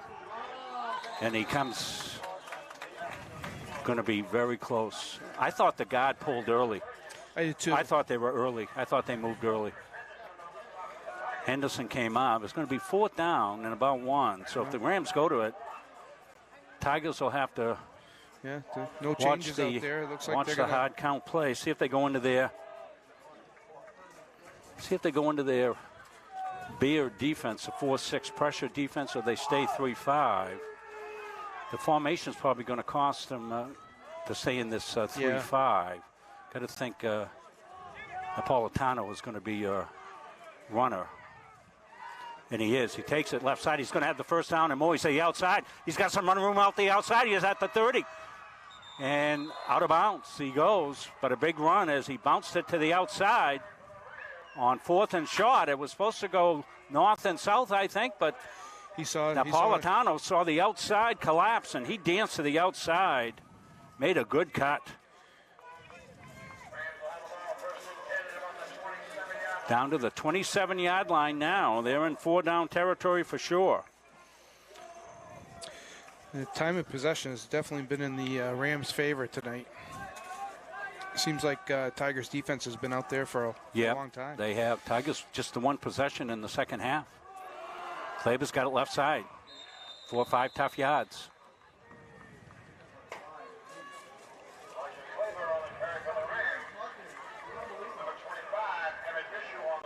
Mishu came up from the linebacker position, make the stop. Want to thank the fine folks. We had some people I'm getting notification have made some donations tonight. Can go to munsingmediasports.com, little donate button there. We certainly appreciate it. I just got to keep Andy in hot dogs, so I need some donations. Left side, Napolitano, he's at the second level. And I think you made a very good point, Jim, that the Tigers are getting a little tired on defense. Might even want to take a defensive timeout. Yeah, just to catch their breath and regroup. As I always used to tell Coach Burgess over the years, you get one timeout. It's floating. Use it anytime you need it. And then he'd use it and I'd get mad at him. So we'd be barking at you. No. But sometimes you take a timeout and you try to settle your defense down. Yeah, just regroup. And hey, both teams have been very good with the ball tonight. Yeah. Under the conditions, huh? They've been doing a good job. Kleber, right side. Another good run up inside as he goes right side this time. Elijah Kleber has been the primary focus from the running position tonight. They've been, like you mentioned earlier, Coach, they like running behind that left tackle, Jaden Geyer. Yeah. You would too. Yeah, I would too. Yeah, we've had plenty of big guys like that over the years. Chris McLaughlin and other guys. Pat Caldwell down our sidelines was one of them. Second down, 5 to go. Rams on the march. Napolitano, that's a nice move inside. It doesn't look like a big run. It was going to be a 3-yard loss, huh? He's got just shifty inside. Both these quarterbacks have great running styles, very similar, really great hips. It's one of those things where you just can't get a clean hit on him. You think you have him lined up, and then he just shifts to the left or right. So 3rd down, 1 to go. And the Rams have dominated possession here in the 3rd. Takes it again. Going to be close. I don't think he got it. I think he got stopped at the line of scrimmage that time by the Cat Pack, so it's going to bring up a big 4th down. This might bring out their bear defense like you're talking about, Coach. Little goal line. And, you know, we're down to about 30 seconds. I don't know if Cony has to snap the ball or not. Well, and you mentioned they have a good kicker there. Doesn't look like they're going to use that opportunity, but we'll zoom in, give you a real close look at it. 4th and 1. Going hard count? Yeah. Yeah, they were going the hard count. The Tigers were disciplined. Maybe they. And then they take the timeout. That's well done, both squads.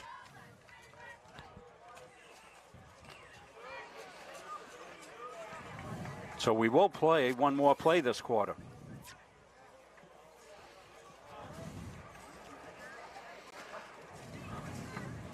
So this might be the play of the game. A little early, but certainly a pivotal play in this game, Jim. Sure is, and you know, you got to think they're gonna put the ball in the quarterback's hands here and let him make a play. Well, we'll be able to size up the Tigers' defense. We know what they do. You know, their base defense at 3-5 is not great in this, but Cony might spread you out to try to run up inside. You know, what we were doing years and years ago with the aforementioned Mark Ladner and some other quarterbacks that we had. We went double slot just to spread them out to run them up inside. Give them some room. So we'll see. We'll zoom in on it. Give you a good look. Cony in the huddle. They've got the play. Here they come out to the line of scrimmage. Kleber, the running back, to the left side. Napolitano wants to run it left side. He does. He's got the first down. And he continues to press the issue, but he won't get into the end zone, and that will be it. They ran in behind Geyer, as you would suspect that they would do and they should do. And sometimes it's power against power. You know what's coming, and certainly, you know, no tricks on that one. You called it, Jimmy. You said that you'd get a quarterback run by Napolitano to the left side, and that's exactly what we saw. So we're played 3. Tigers will need a goal line stand. Rams looking to take control when we come back after this. If you want to boost your energy, metabolism, and nutrition, try one of Northeast Nutrition's 85 energizing teas. Fruity, made with natural aloe, stevia, and herbal and green teas. Or have a low-carb 200 to 300 calorie shake for breakfast or lunch. Choose from over 50 flavors like Fluffernutter or Pumpkin Turtle Cheesecake. Northeast Nutrition also has customized protein iced coffees, caffeine-free options for the kiddos, and specialty drinks for athletes. Northeast Nutrition, 599 Main Avenue, Farmingdale. Follow on Facebook at Northeast Nutrition and Energy. Don't feel like cooking dinner? Call Capsa's Pizza in Farmingdale. You can make the whole family happy with our award-winning pizza, sandwiches made on fresh baked bread, delicious nachos, or salads made to order. And don't forget the whoopie pies. We pride ourselves on fast, friendly service and an overall experience that's better than you might expect from a pizza place. So order Capsa's tonight. Pick it up, have it delivered, or enjoy our dining room. Give us a call at 582-0522 or enjoy the convenience of online ordering at capsaspizza.com. The Hutchinson Family Sports Foundation is proud to support Munson Media's production of live streaming high school sports. We recognize the hard work and dedication of Maine's high school student athletes, and we applaud Munson Media's pioneering live streaming efforts. The Hutchinson Family Sports Foundation. First and goal for the Rams at the 3-yard line as we open up the fourth quarter here from Hopefield and Gardiner. Rams have had the decided advantage in offensive plays run here tonight. They have put the Tigers defense out there on the field a lot. Kleber to the right of Napolitano, the quarterback. He's going to keep it right side. Dances the outside. He's got a lane, and he's going to walk into the end zone. 3-yard touchdown run. Dom Napolitano for the Cony Rams gives them a 13-6 lead. And we'll take a look at it here in the replay. Something Napolitano's done a pretty good job of a lot here, Jimmy, is start up inside and then be able to take it off to the right side. Yeah. Then just outrun the outrun the defenders to the end zone.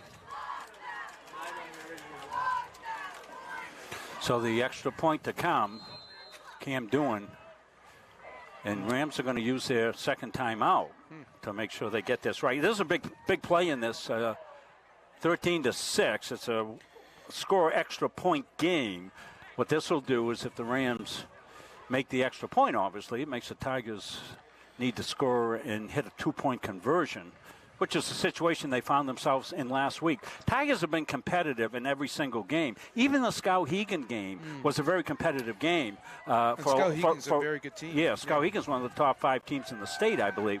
And in that game, the Tigers, really stuck around well with them. They gave up a kickoff return and fumbled on their first possession. 2 touchdowns, 14 points right there. Otherwise, not a pretty competitive game. Yeah. Not a lot to choose between these two teams either. And certainly, it's shaping up as a really interesting playoff run as the top 8 teams will get in the playoffs. Of course, everybody would like to have a home playoff game, and that's kind of what the Tigers are fighting for here. They'll play Mount Blue next week. They'll be the favorites in that one against Mount Blue.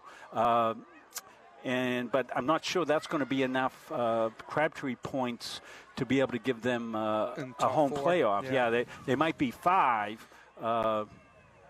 Right now they're in 6. So, lots of things on the. But these are both playoff teams, and that's a good thing. Maybe you get another matchup; it'll be bonus time. So we'll zoom in here. They're going for 2. Yeah. Well, this would put it out of reach. Cross motion. Napolitano rolls right, wants to throw, gets stretched out.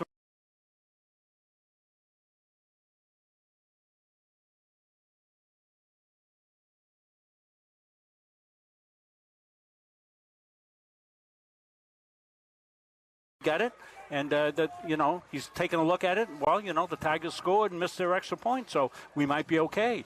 But that will all play itself out in the next 11:54. So we'll stay right here with us. Let you know we've got a bunch of senior games coming up added to our schedule. Monday night volleyball. Chris and Evan, the volleyball gurus, will be there to call the volleyball match. That'll be the senior night. Who's that against, Chris? I want to say Mesolonsky, maybe? That's going to be against Brunswick. You're seeing the look right there, the senior games we got up. Chris has put it up on the board. So we did soccer last night, volleyball against Brunswick, and then we've got the girls soccer against Lincoln Academy and Mount Blue Gardiner football next week. Those are our senior games on Muncie Media. We added a couple of those because I think we hit all the seniors. Now, we can't do golf and we can't do cross country, but I think we hit every senior night. And last night we put a camera down on the field, and it was beautiful to get those images. So we'll try to do that for the other games too. So. Good kick. Tigers in trouble back deep. But a pretty good return. Breaking it out. At the 40, got one man to beat. Out over the 45-yard line on the return for the Tigers. It's Cole Brand. Good recovery.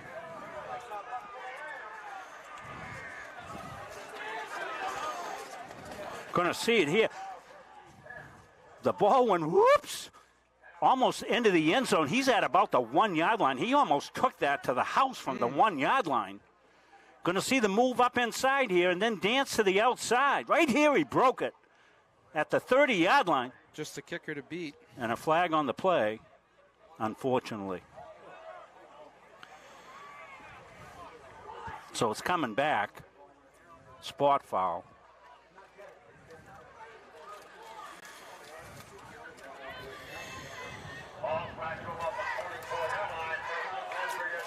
So Tigers, after the big return, will go 1st and 10, but they won't be out over the 40. They'll be out over the 20, about the 24-yard line.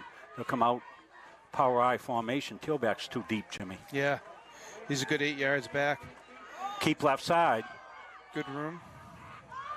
And a pretty good run on 1st down for the Tigers on the rip keep. Yeah, the tailback is deep, Coach, and what happens with that is the hole closes by the time he gets to the line. Yeah. Well, we'll point that out, and Tigers will make that adjustment. Again, they haven't run the eye for a while. So 5-yard gain by Chadwick there. Now they'll be back in their regular spread formation.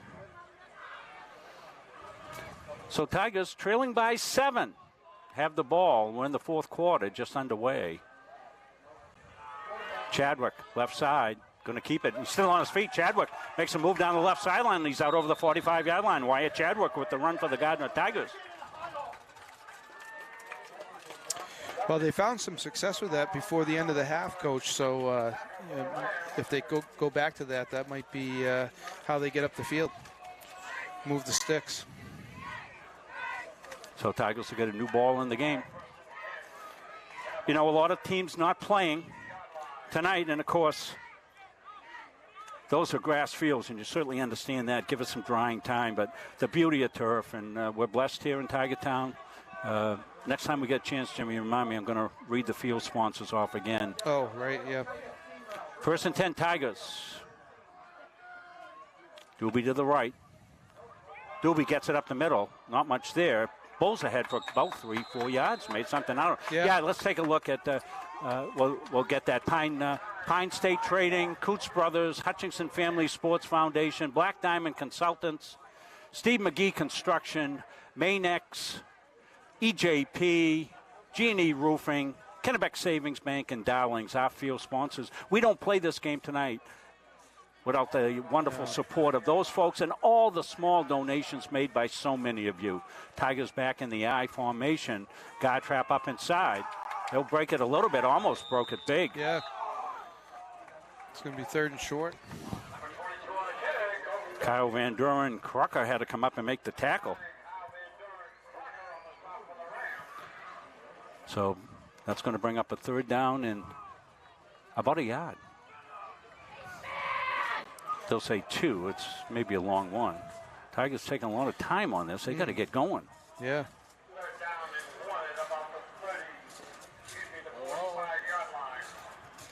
You got to get going. Now you got to watch the back guy and make sure he's not pumping. They're going to start the count. They got to take a timeout. Now they're pumping. just got it off. And Tigers will pick up the first down over the left side. Tigers. Boy, that's a tough one. Yeah. Good job of getting that off. Wow, they just got that off, and they were a little crucial situation. Yeah. 3rd and 1. Wow-wee. So Tigers will move the chains. Of course, it's hard when you put 2 former coaches up in the press box to be, non-biased and call the game. We get a little excited. Tigers in the eye again.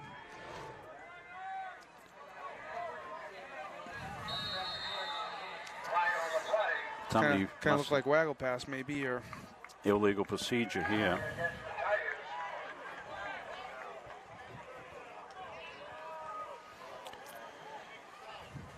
I'll put him at a 1st and 15. We just had a funny graphic come up there. That's last night's graphic for play of the game. We'll update those for tonight's game. 9 minutes, moving clock. 1st and 15, Tigers now. It seems like the I formation, Jimmy, is causing the Tigers some, delay and stuff. Yeah, being to the right side. Good block there. And did we get a flag thrown in? Uh-oh. There was no whistle.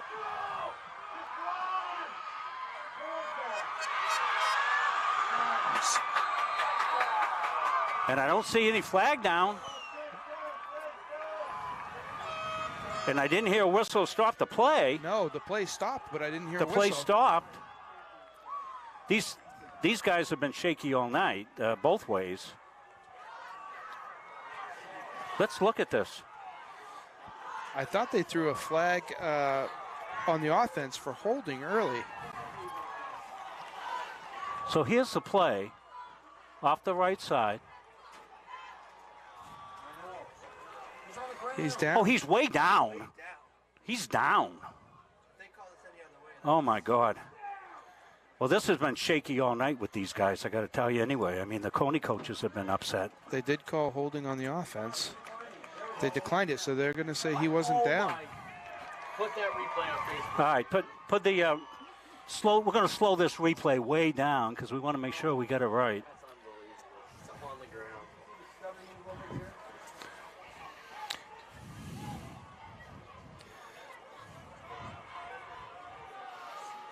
It's hard to see.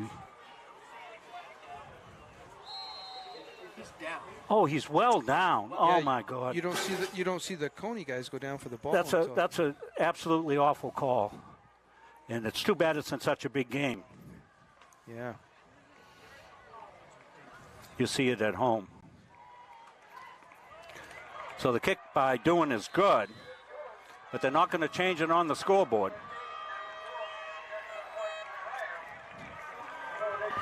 Obviously down. And of course we also referenced the touchdown the Cony Rams had called against them, and of course across the way we couldn't see it well, but whether that was a completed pass or not. So well, give credit to the Cony player. Yeah, the for Rams playing. kept playing. He I didn't mean, hear the whistle, so he kept playing. And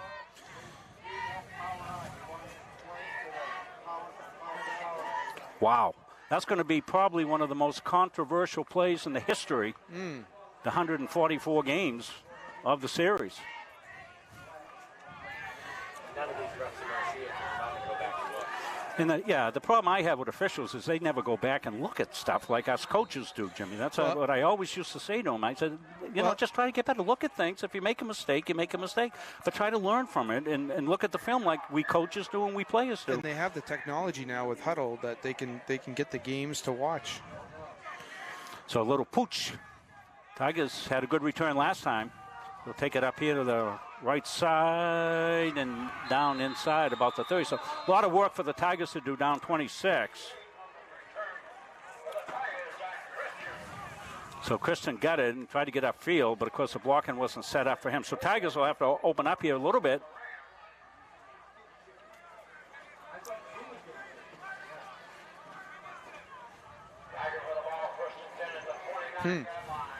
So Tigers at the 29-yard line.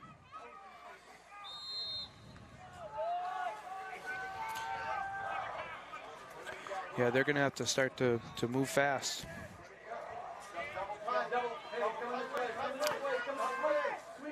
Double wing here to the right side by the Tigers, and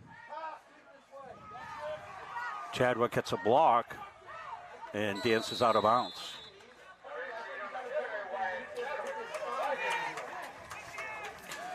So we see everybody chiming in online as we're a little ahead, and I'm looking at the monitors, monitoring the comments here. You all saw it at home, unfortunately. You saw what happened.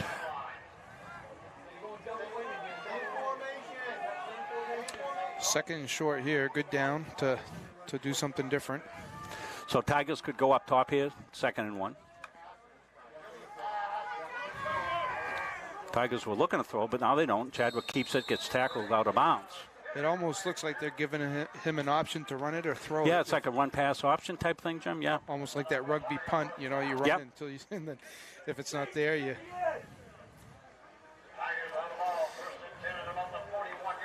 Picked up the first down, though, so that's good. Keep the chains moving.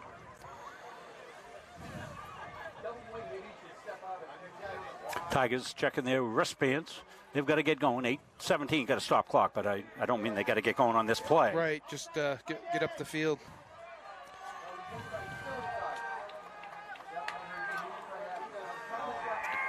Little run-pass option and slant inside. Looked like that was to Theron Corliss.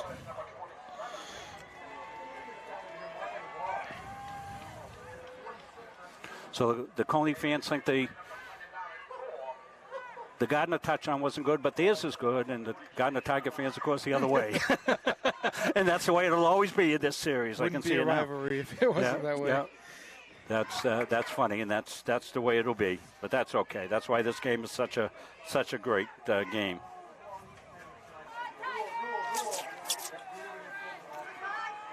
.737 moving clock. Tigers may need to get up top here. They want it to there. Now Chadwick will dance out. He's going to be at the 50. Down the 40. Cuts it back. Chadwick with some open territory. Spins. He's down inside the 25 to the 22-yard line. What a great run by Wyatt Chadwick. Wow. Such a threat when he rolls out, and you know all the defenders are downfield, and he breaks a big one like that. Boy, that looks shut off, and we're seeing some great individual effort. Two really command performances by the quarterbacks in this game. Yeah, you know, Wyatt for the Tigers and Dom for the Cony Rams, doing a fantastic job. 1st and 10. Good cut back up, good cut upside. Doobie dancing. He's still on his feet. Doobie down to about the 7-yard line. Great read upfield.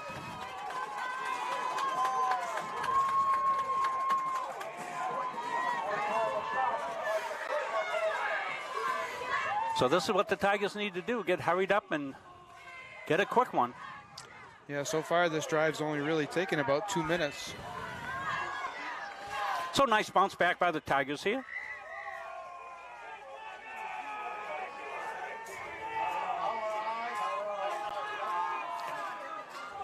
Tigers will come out in their power formation now. On the center is Chadwick. Likes rip keep from here. Yeah, strong runner, rip keep.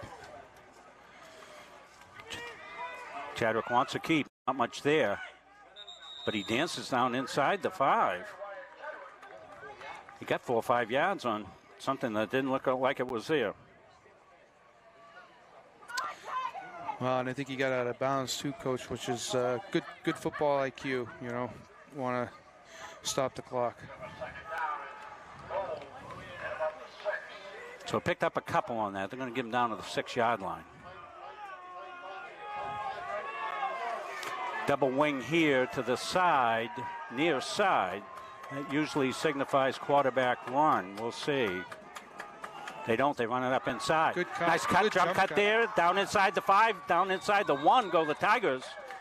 On Doobie, they showed the double wing formation, which they've been running quarterback strong run. So good answer by the Tigers here. They'll try to move with tempo if they can. Inside the 1,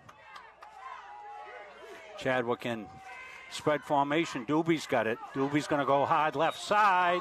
And in for the touchdown. Colton Doobie, his second touchdown of the game. This one, on a offense. 1-yard touchdown run.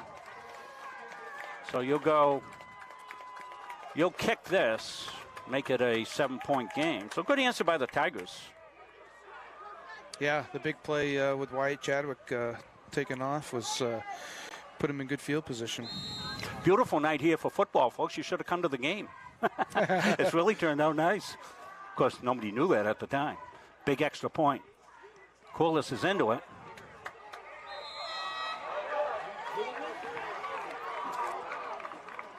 And the kicker got knocked down, but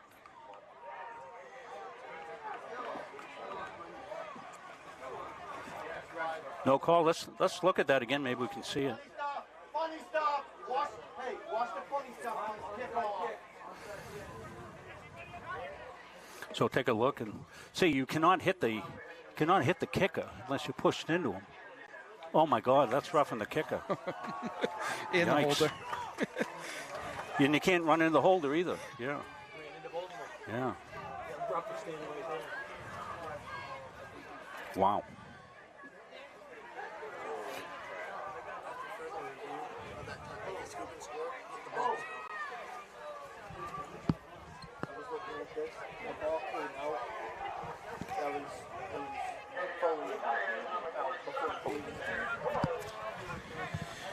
Looks like Cony's moving their guys up a little bit. Yeah, anticipate maybe. Tigers got their timeouts, so we'll see what the Tigers got. They'll drill it down and low, and they'll take it at about the inside the 30, just inside the 30.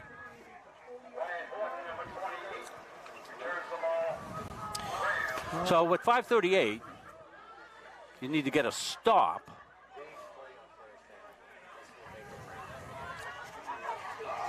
So that was a good answer by the Tigers after the tough call. And we don't know. The ball could have come out. We don't know. I'll try to break it down, get a real clear look at it if I can.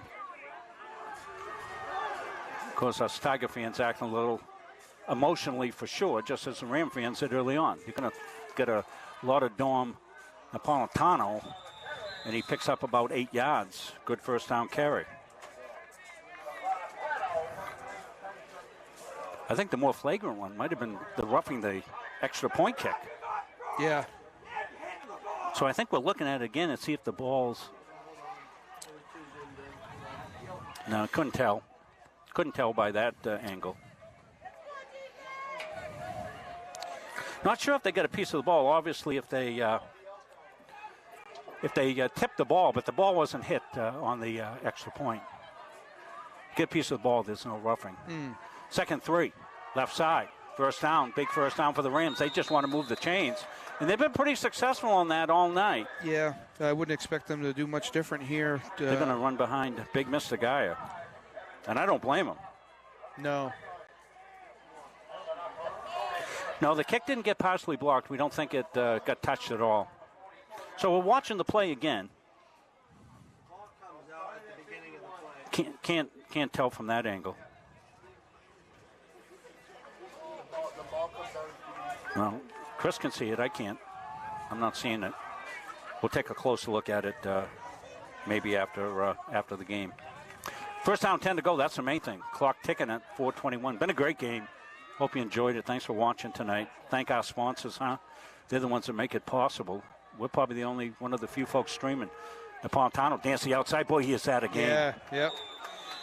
Gets laid out there after a couple of tough yards. Big hit across the way. Looks like we got somebody down over there. The Cony Ram. Oh, Tiger down. Stop the clock.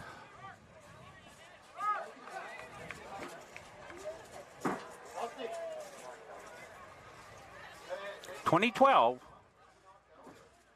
2 defensive touchdowns in this one for the Tigers. Early on gave them the lead. And a scoop and go for the Rams. Gave them a 20-6 lead. Tigers answered with a touchdown. Tigers have missed both extra points. Not sure across the way what's going on there. So we don't like to zoom in on injuries or anything else like that or speculate. So I can't tell if it's a Tiger or a Ram down across the way. It does look like a Tiger with the black pants. Okay. And one of our coaches went across. So we'll put up the games that we've got coming up here for you on Muncie Media. These are the senior games we're going to have. You saw that we did Cony at Gardiner Soccer last night. That was a 9-1 win for the Gardiner Tigers.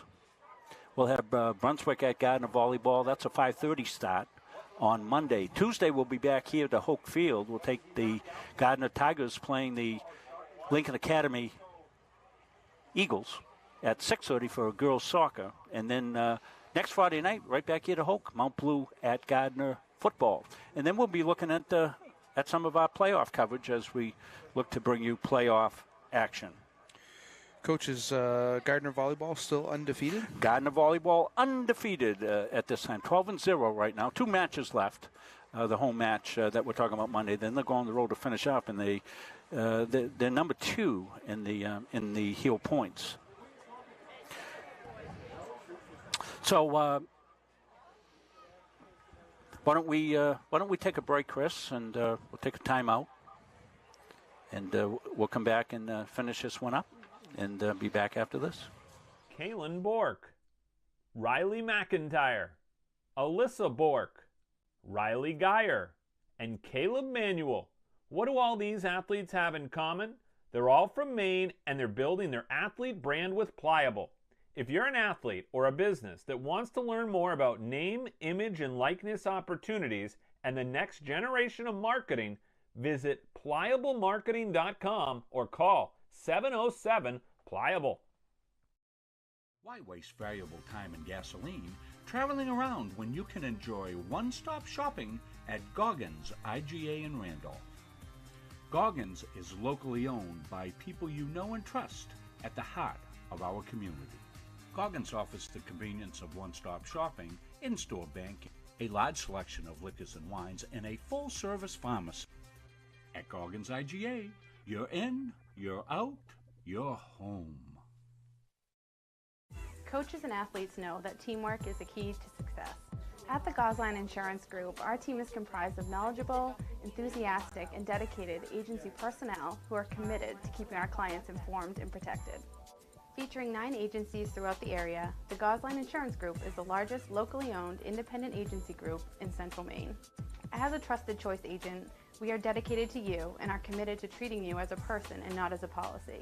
This commitment means we will work for you and not the insurance company. So call us today and let our team put you on the path to success.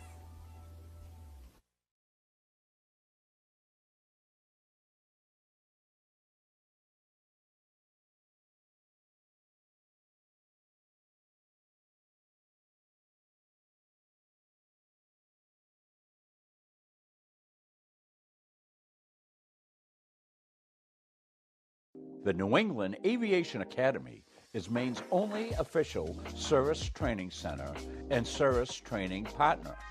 NEAA is strategically located at the Brunswick Executive Airport in beautiful Brunswick, Maine, which is on the Atlantic coast and only an hour to the mountains in the western part of the state.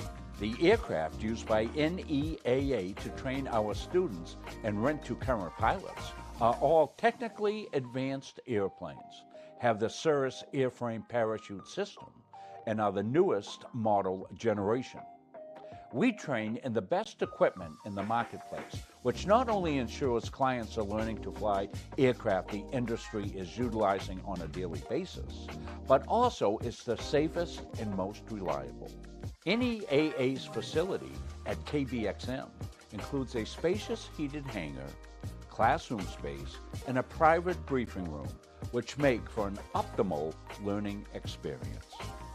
So, come fly our 2021 Cirrus SR20 and experience the Cirrus life.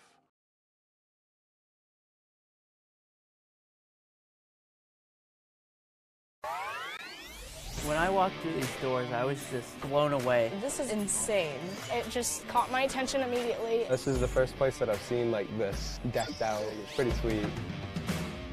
What's the grand opening for our esports arena? We're talking 1,600 square feet of pure technology. Like, I'm shaking being here. It's so cool. There's nothing like it in Maine. We're ahead of the curve here. It's definitely a big market, something you can make a living on. I've always had an interest in esports. So we're treating it like an extension of our athletic program. And then in addition to that, we're starting an esports management degree program. It's just a different community for me to be a part of. It really just helps me just be myself. It's just really fun. This will bring students together. That's what's happening, and that's what esports is. To me, it's beautiful, and I want to live here.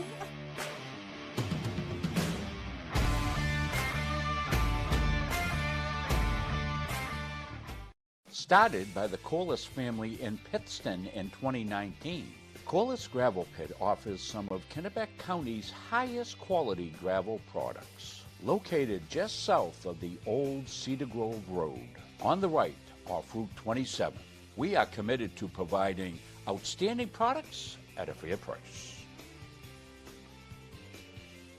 We offer a variety of products for all of your needs.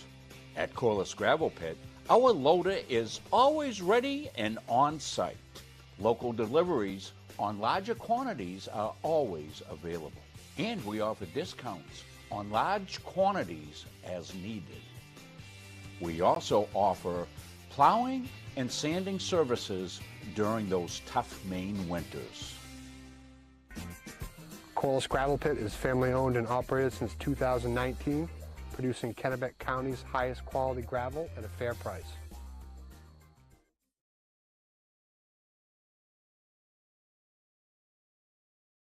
If you want to boost your energy, metabolism, and nutrition, try one of Northeast Nutrition's 85 energizing teas. Fruity, made with natural aloe, stevia, and herbal and green teas. Or have a low-carb 200 to 300 calorie shake for breakfast or lunch. Choose from over 50 flavors like Fluffernutter or Pumpkin Turtle Cheesecake. Northeast Nutrition also has customized protein iced coffees, caffeine-free options for the kiddos, and specialty drinks for athletes. Northeast Nutrition, 599 Main Avenue, Farmingdale. Follow on Facebook at Northeast Nutrition and Energy. Don't feel like cooking dinner? Call Capsa's Pizza in Farmingdale. You can make the whole family happy with our award-winning pizza, sandwiches made on fresh baked bread, delicious nachos, or salads made to order. And don't forget the whoopie pies.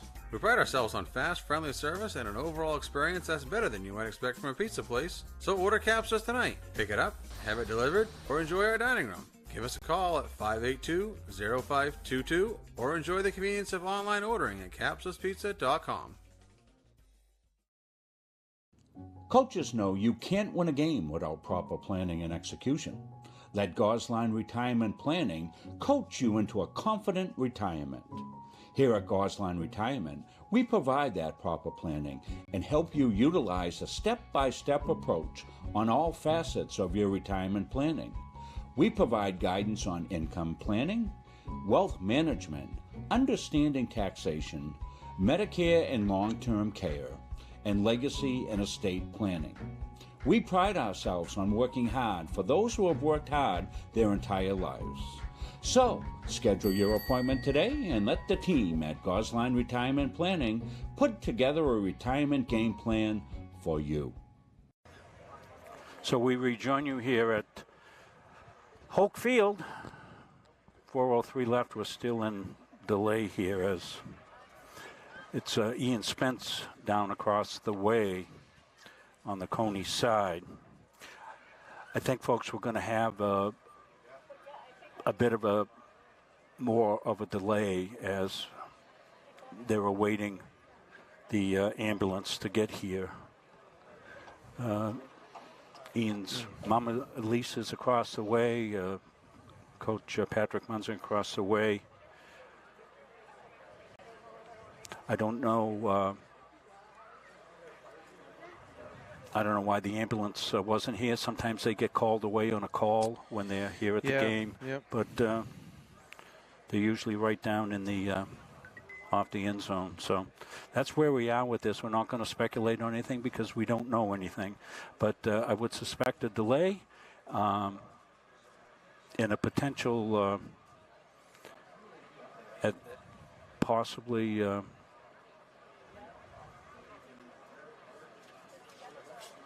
I don't know if they'll suspend the game or call the game at this stage. So again, injury to Ian Spence across the way.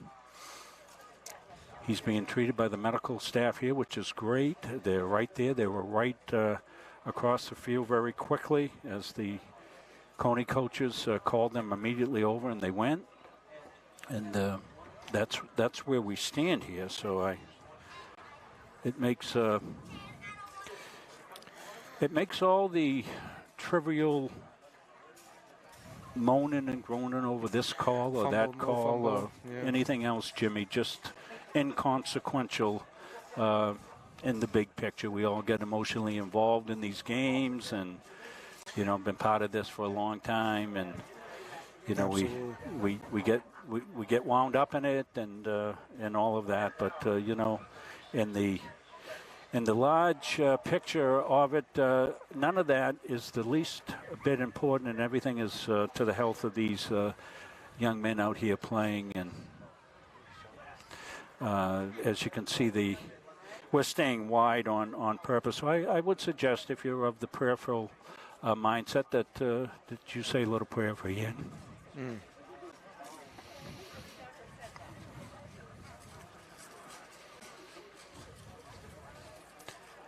And there will be no more pontificating from this old coach about anything else that happens during the course of the game or what has happened up to this point in this game. And I would suggest we all do the very same thing.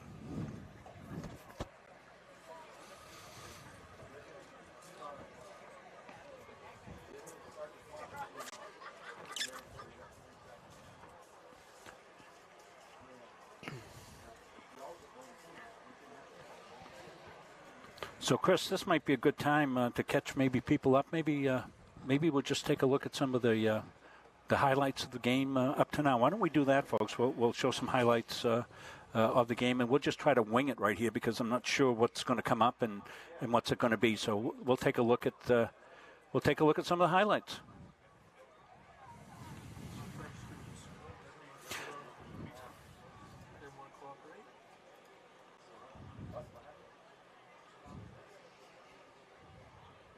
So this is a little swarm by the Tigers. They had a little success here the first time that they ran this, and then the second time that they ran that little stay pass, Tigers came up, swarmed it pretty well, but Cony continued to go to it, and they had some success with this.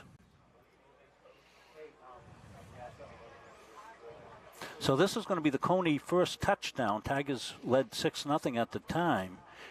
Cam Doohan comes in motion. You see him coming right to left. He's going to run a little seam route, choke it down in the free area. Nice job, Andy, on the camera work here. Beautifully done. And picked up the Cony touchdown. Cony's extra point was good. Yeah, it was a tough throw. Napolitano running to his left, stopped, threw back across his body, and made a really nice throw to Doohan in the end zone.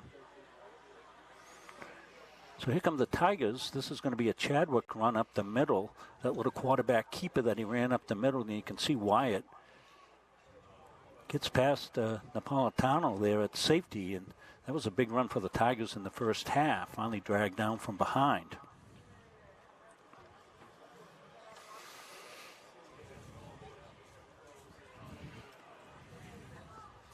Seeing the Tigers sideline here. See, the rain was still coming there. Napolitano goes to his left. Nice fake there. But he gets swarmed under by the Gardiner Tigers. Dom's had a really nice game, running and throwing tonight, really at the controls of this great offense for the Rams. Here's the kickoff. It's going to get called back, but it was a great return. Almost went into the end zone, which would have been a touchback. They called a penalty against the Tigers on this, which brought it back. Was that Cole Brand on that return, I think? Yeah. Yeah.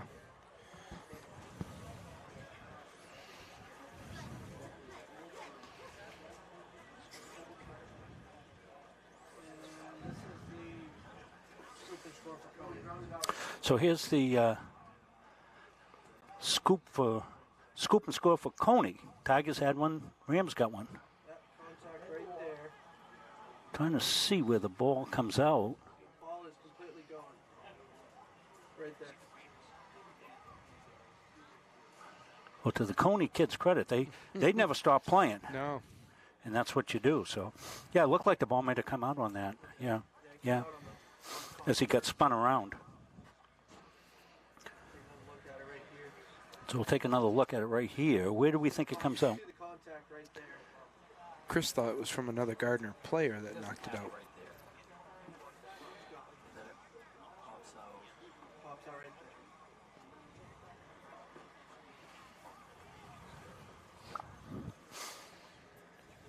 So at any rate, no whistle, play on. So each team got one of those. Because the Cony fans would swear that the pass was incomplete on the Gardiner scoop and score. Yeah, but that's going to happen, and you know, we get on the officials a little bit, and probably shouldn't. We want to, compliment anybody that's officiating, but you get wrapped up in it a little bit. And I'm sure everybody understands that, and I always used to like to help those officials the best I could when they were on my side, and but unfortunately, you got to make a split-second decision, and there you go. So upon further review.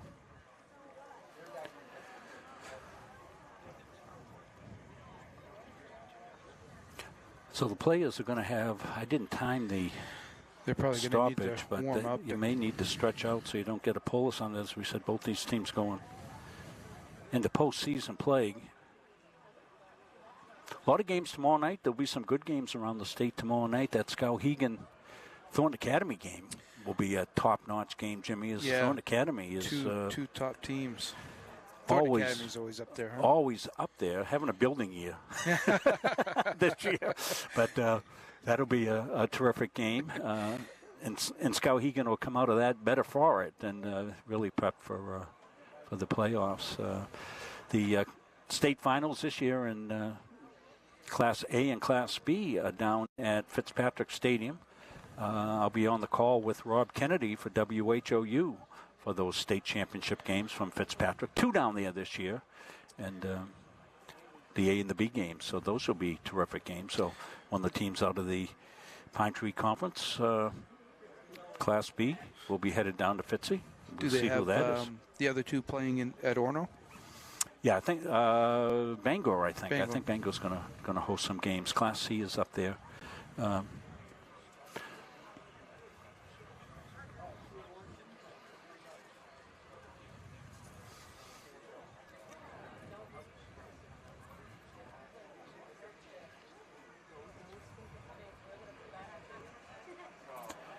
And it's a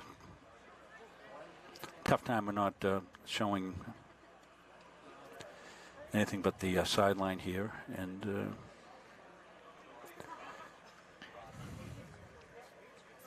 Chris, we've got, I'll do it right here. We have to check the time that our game was scheduled to go off because I want to make sure that with the delay here that we're okay with it. So I'm going to check that right now, folks.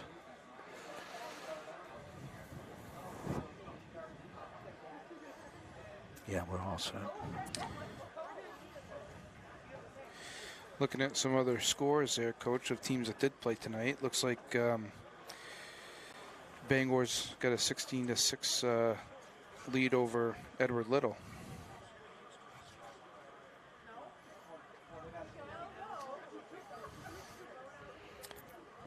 What was that again? Looks like Bangor was beating Edward Little 16-6. Okay, good for Bangor. They've suffered some tough losses this year.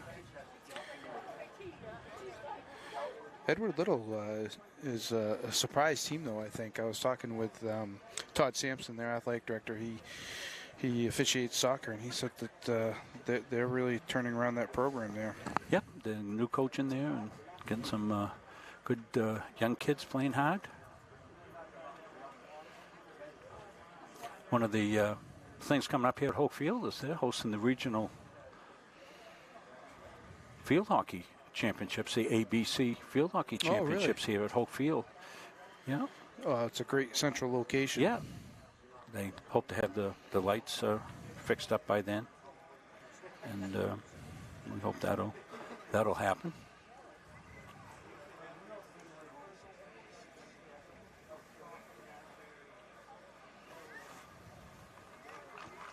I want to thank you all for your nice comments tonight, and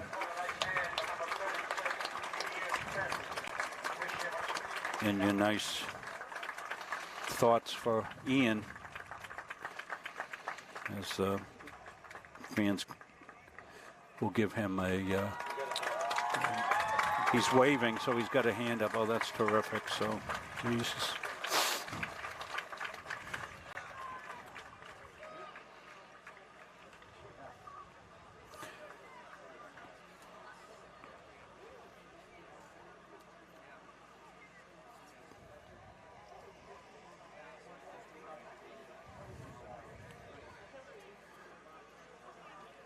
So those of you just tuning in, Ian Spence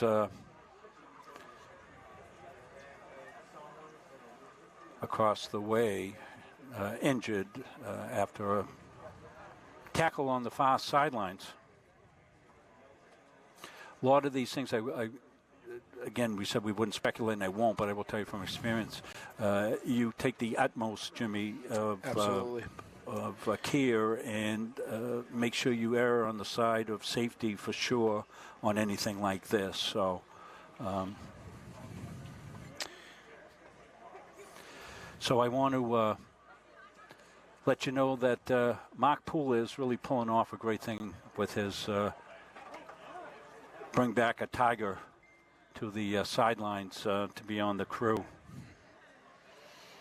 We will not be showing any video of that play, folks. I've got people requesting. I don't think it's appropriate to do that. We're not going to do it. So Chris Whalen was the guest this week across the way, and came up to the press box. And Chris is one of the great players in the history of Gardiner Tiger football, and one of the great families in the history of Gardiner Tiger football.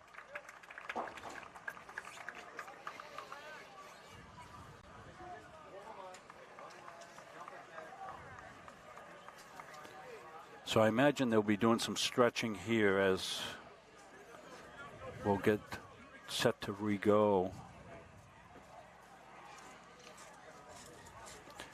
Jim, I'm going to walk down to the to where Coach Mike is with Beth with the game cam, see if I can get anything off the coach's chatter to report. Okay.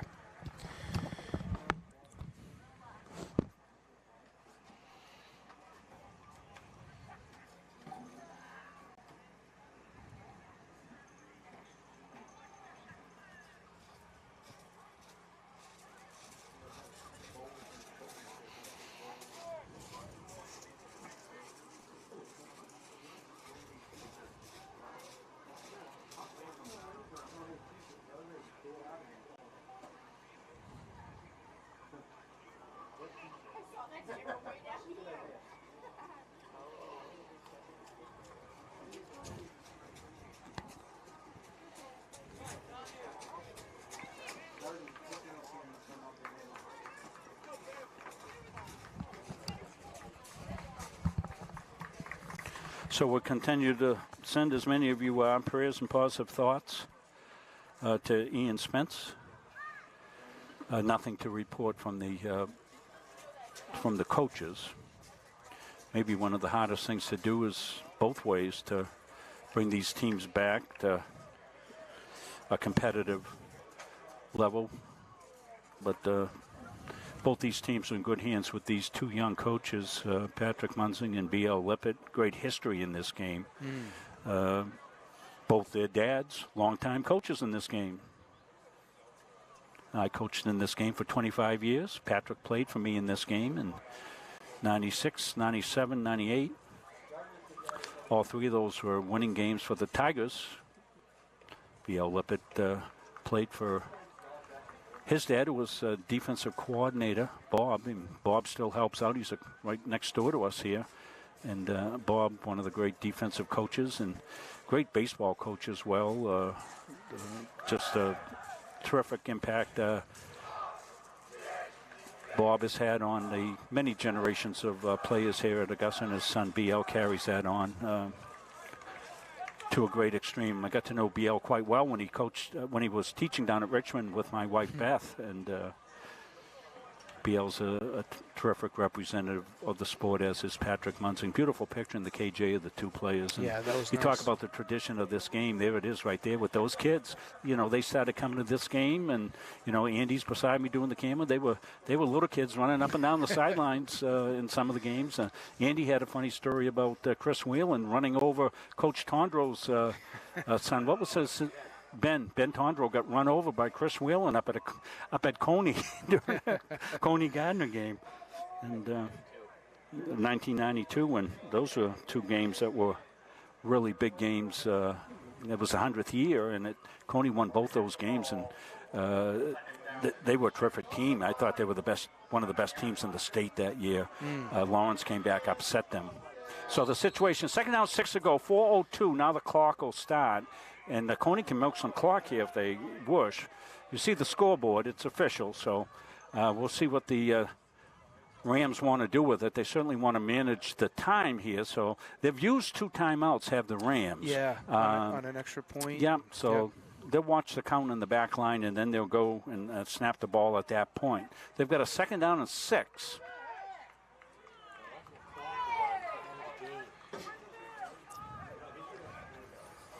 So now the pump starts, doing in motion. He's going forward again. I don't know if they caught it.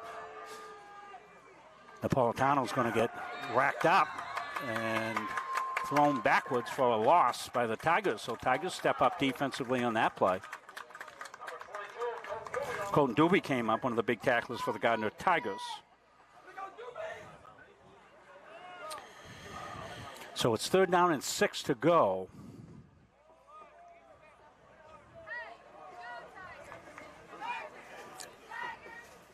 So Tigers hold on this play. If it's a run play, they need to take a timeout right after this play.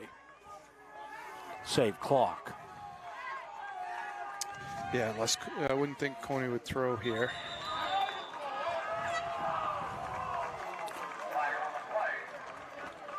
Tigers jump on the defensive front. They'll be 5 yards. So he's going to put him close to 3rd and 1. So it'll be 3rd and 1 here.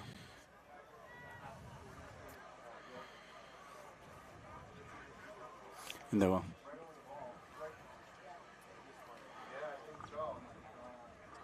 I don't know what we're calling for a conference from the guy on this near side. Not sure what they're talking about. I think they want to measure. Yeah, so they're getting the measurement ready to go. Yeah, they may give him a first down.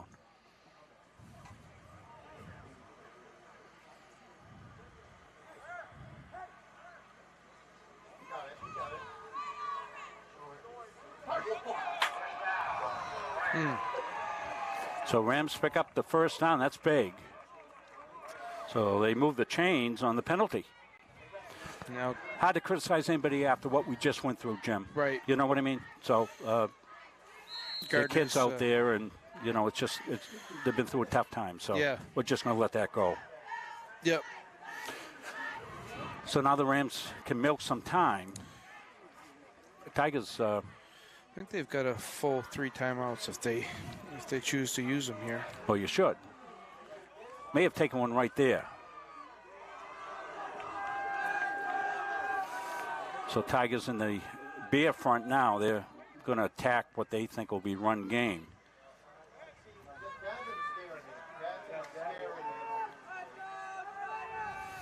Off the left side. Napolitano's going to push. He's going to bring it in the secondary. He might go! Touchdown, Cony! Nice run. And there's your start of the game right there. Dom Napolitano has been the difference maker for the Cony Rams. Broke it up inside. Going to see it on the replay. Tigers stacked the line of scrimmage. So as soon as he breaks through, Tigers were forcing the issue at the line of scrimmage, breaks to the outside, and off goes Napolitano for the long touchdown run.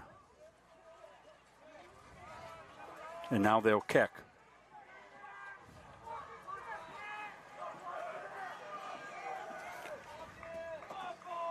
Cam Dewan's been perfect. The left footer gets set to go. Snap down, ball down. Kicks up, high, and good. He's the next level kicker, isn't he, Jimmy? Well, he looks so comfortable kicking out there. Really good kicker. So the Rams go up 27-12.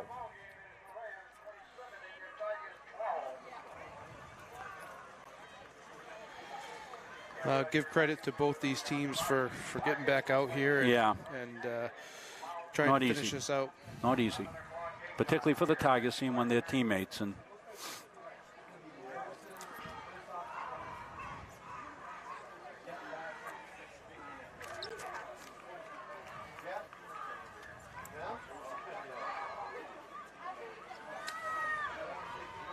so 27-12, 154 left. It's been a really good game. This score is not going to be kind of indicative of probably the way the game was played.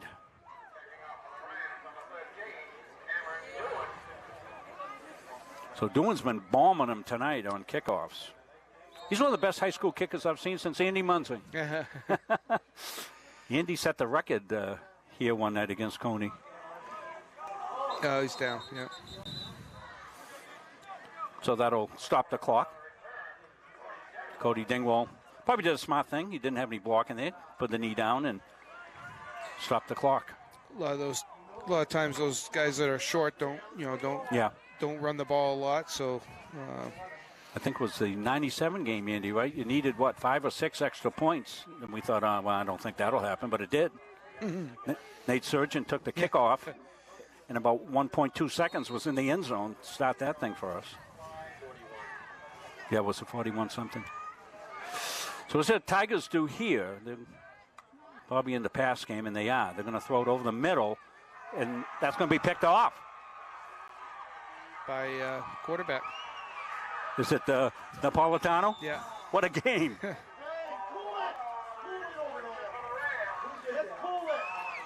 So that'll do it. The Rams will be able to run the clock out here, and I would expect B.L. Lippert to do exactly that, and Tigers will likely just let this go. Not much the Tigers could do.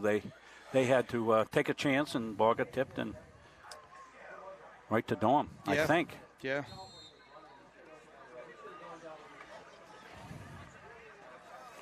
So the Rams are going to win the 144th game of the series.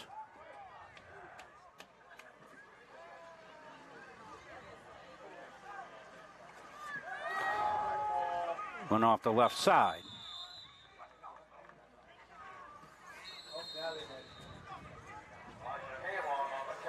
Really no need at this point to take the timeout. Probably just let it go. But it might be one of those timeouts and you bring your team over and say, okay, listen, let's be smart, okay? Here's what we're going to do. Let's not do anything foolish in this game. I think that's probably exactly so I think it's a good timeout that way. For both teams, to make sure, this is a Cony Gardiner game, so you want to make sure that everything's tempered as you head into the stretch run here.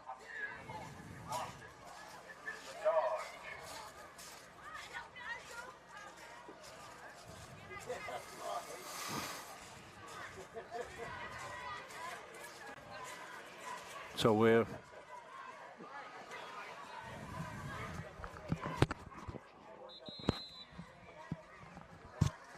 I'll let you know on our awards as we come up to the conclusion of this one. I'm going to make these coaches awards for the Cony Gardiner game.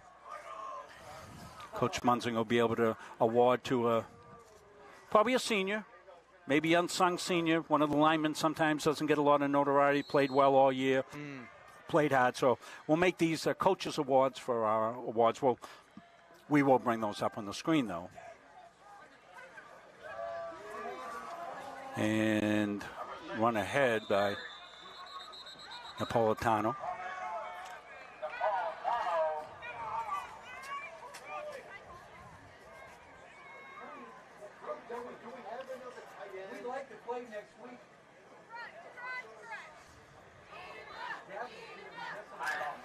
So they'll take the timeout.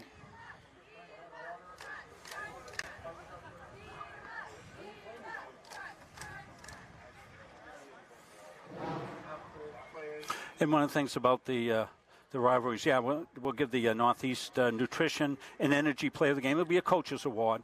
The staff can get together and decide who they'd like, and the same for the Caps of Pizzas. We want to thank Caps of Pizzas and Northeast Nutrition and Energy for sponsoring our players of the game. And we do this occasionally during the course of the season. Next week we'll have the home game, the Mount Blue game, also be the Whatever It Takes award. And I want to point out the fine folks, the Wings at American Awards sponsor that award for us every single year, Jim. And, I called up there this week, and they said, hey, it's great to be able to do this again. Yeah. Bob Wing, who a longtime owner that played for Coach John Burgess at Cony. Yeah. And, I don't think anybody, when I think about coaches in this game, I don't think anybody would have coached in more Cony Gardiner games than Coach Burgess. Yeah. Because his head coach for the Rams starting in 72 and all the way up to 97 for us. So, and Napolitano just looking to kill clock, which he can do. So the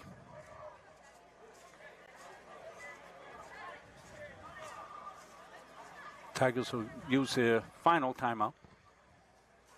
They were hoping to probably save those for some time on offense, but after the interception, that didn't work out. So I think it's good for cooling down time, and a little frustration could creep in, but the Tigers are doing a good job managing that. There've been no chippiness at all in this game. Fantastic decorum by both teams, and that goes right to the head coaches and right to their staffs on how to conduct yourself in this game. And actually turned out to be a really nice night. Still 62 degrees on the Cony Gardiner game.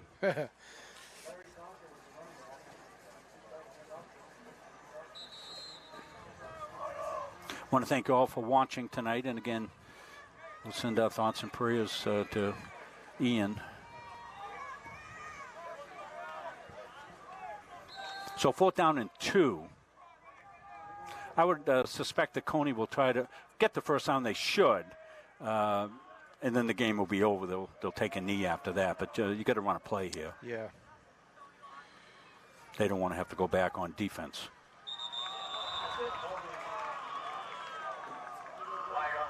So that will do it. They'll be able to run the clock out here.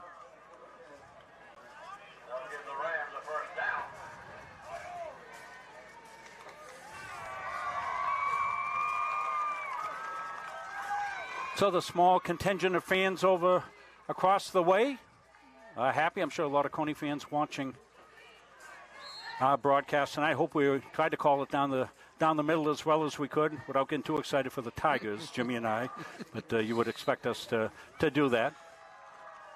And this in the social media age, this rivalry has kind of come together with the communities a little bit more. I think you take a look at some of the crossover. There's people from Augusta that are now living in Gardiner, and the same thing up there. There's Gardiner folks, and probably some people that might have played in the game for one of the other sides is now living in the other community. Maybe they got somebody playing. So it's just we know that we're proud of the great tradition of this game, and we hope we brought it to you tonight in a way that was up